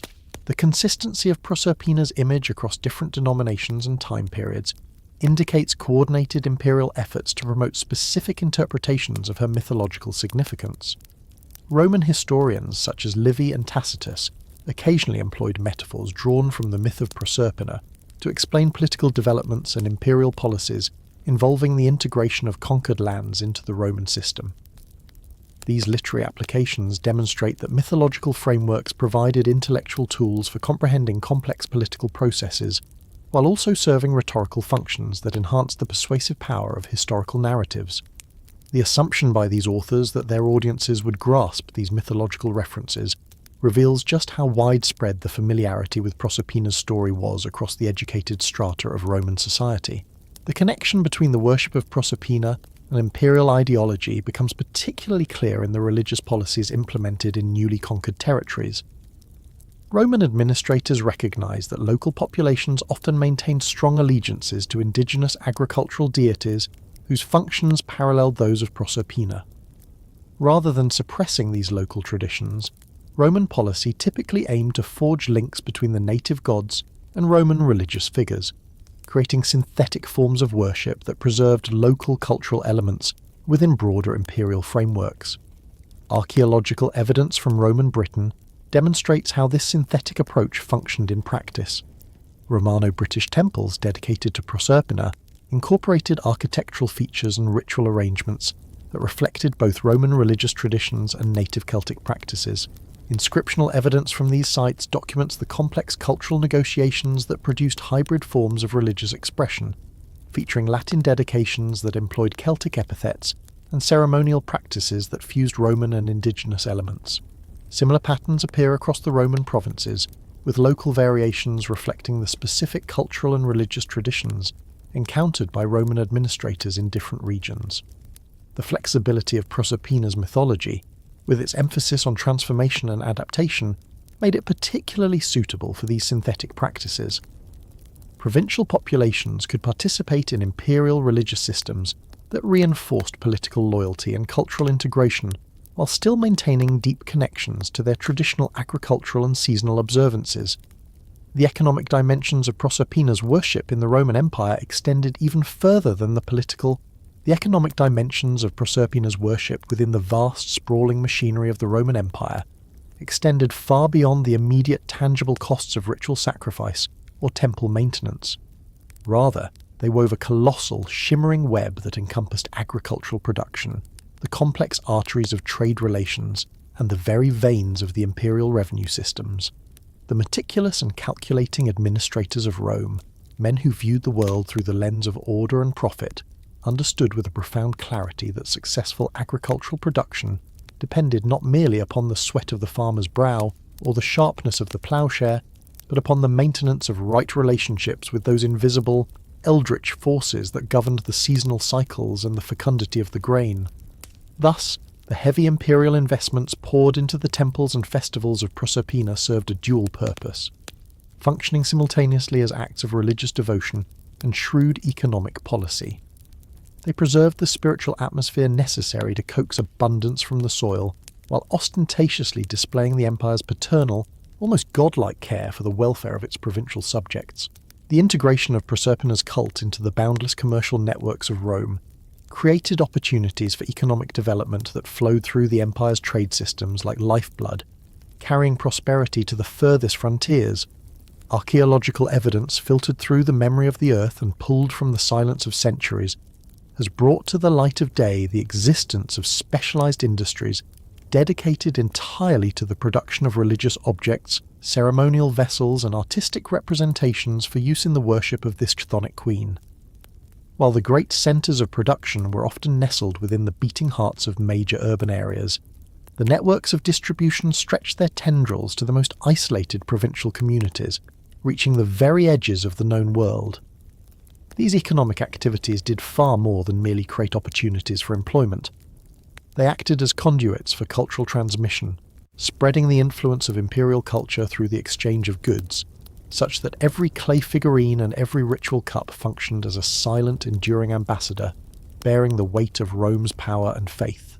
The tax policies of Rome, often perceived as rigid and unyielding, occasionally incorporated nuanced religious considerations that reflected a deep understanding of the economic weight carried by agricultural festivals and seasonal celebrations. The administrators of the empire, in their wisdom, recognized that excessive taxation applied during those critical, fragile periods of the agricultural calendar could sever the delicate thread of religious observance that supported crop productivity and community stability, thereby risking the wrath of the gods and the unrest of the populace. Consequently, the tax calendars that emerged often provided sacred pauses, offering discounts or exemptions during festival periods. These measures created economic incentives that reinforced religious devotion, while still securing the ultimate revenue requirements of the state, balancing the greed of the treasury with the needs of the spirit. The transformation of the Greek Persephone into the Roman Proserpina thus represented something far more profound than a simple cultural translation or a superficial religious synthesis. The Roman adaptations of this ancient myth created new forms of religious expression that carried genuine spiritual weight for the diverse populations scattered across the four corners of the Mediterranean world, while simultaneously serving distinct imperial objectives. This resulting synthesis laid bare the sophisticated cultural and political strategies that made the expansion of the Roman Empire possible, demonstrating an ability to preserve fundamental religious traditions that provided meaning and stability to subjects across vast and disparate territories. The metamorphosis of Persephone from an archaic religious figure into an enduring cultural symbol that transcends the ages stands as a testament to the extraordinary adaptability of mythological narratives as they flow through entirely different historical epochs and intellectual frameworks. Even when the marble columns of Rome were shattered and cast down, and the pages of history turned toward the mist-shrouded, enigmatic era of the Middle Ages, the story of Persephone did not fade into the oblivion that claimed so many other gods. The Christian scholars of the medieval period, working by the flickering light of tallow candles, encountered the myth of Persephone through surviving Latin texts, most notably the Metamorphoses of Ovid and various mythographic compilations that had miraculously weathered the collapse of the classical education systems. These medieval commentators, labouring within the hushed, cloistered libraries of remote monasteries, faced the formidable challenge of reconciling this pagan mythological content with their own rigid Christian theological frameworks. This intellectual struggle gave birth to sophisticated interpretations that transmuted Persephone into a precursor of Christian salvation narratives, viewing her descent and return as a potent allegory for the soul's ascension from the darkness of sin into the divine light of grace. As the great wheel of time turned and the dawn of the modern era broke over the horizon, the academic examination of Persephone evolved into a sophisticated and interdisciplinary field, merging classical scholarship, anthropological analysis, psychological interpretation, and feminist theory to produce a comprehensive understanding of the myth's historical trajectory and its contemporary significance. Within the new temples of knowledge, the modern universities, courses dissecting the narrative of Persephone can now be found within departments of classical philology, religious studies, women's studies, psychology, and comparative literature, a fact that proves just how widely the educational value of this ancient myth is accepted within the highest echelons of the academic world. Contemporary scholarship continues to unearth new interpretations and discoveries that enrich our understanding of Persephone's enduring cultural weight. Recent archaeological findings, advancements in linguistic analysis, and fresh theoretical frameworks emerging from fields such as cognitive science and evolutionary psychology offer novel perspectives on these ancient tales and their continuing relevance to the human experience. The unshakable allure that Persephone's story has maintained across more than 2,000 years of cultural transmission demonstrates the immense capacity of mythological narratives to transcend specific historical periods and cultural contexts, speaking directly to the fundamental anxieties and hopes that dwell within the human heart. Her epic journey, stretching from the innocence of a flower-gathering maiden through a traumatic transformation into an empowered sovereign of the shadows, continues to resonate powerfully with contemporary audiences who face their own struggles in finding meaning amidst experiences of growth, change, loss, and renewal. The myth's sophisticated handling of themes such as family dynamics, individual will, the turning of the seasons, and the interplay between death and rebirth provides eternal frameworks for comprehending the complex facets of existence, frameworks that remain valid regardless of technological progress or cultural shifts. The story of Persephone serves as a bridge between ancient wisdom and contemporary insight, demonstrating how mythological thought continues to offer valuable perspectives on humanity's eternal quest for meaning, significance, and transformation. As the human race confronts unprecedented challenges such as climate change, social fragmentation, and the dizzying velocity of technological transformation, the ancient wisdom embedded within narratives like the Persephone myth offers vital resources for navigating uncertainty and finding hope in the possibility of regeneration. Her story serves as a timeless reminder that transformation, though often arduous, painful, and shrouded in darkness, can lead to greater wisdom, strength, and a deeper understanding of our place within the greater patterns that govern both the human experience and the natural world that sustains all life. Persephone, rising reborn from the darkness of the underworld with each returning spring, continues to whisper across the centuries that even the deepest, coldest winters will not last forever, and that life and hope will always find a way to break through the frozen earth and bloom once more.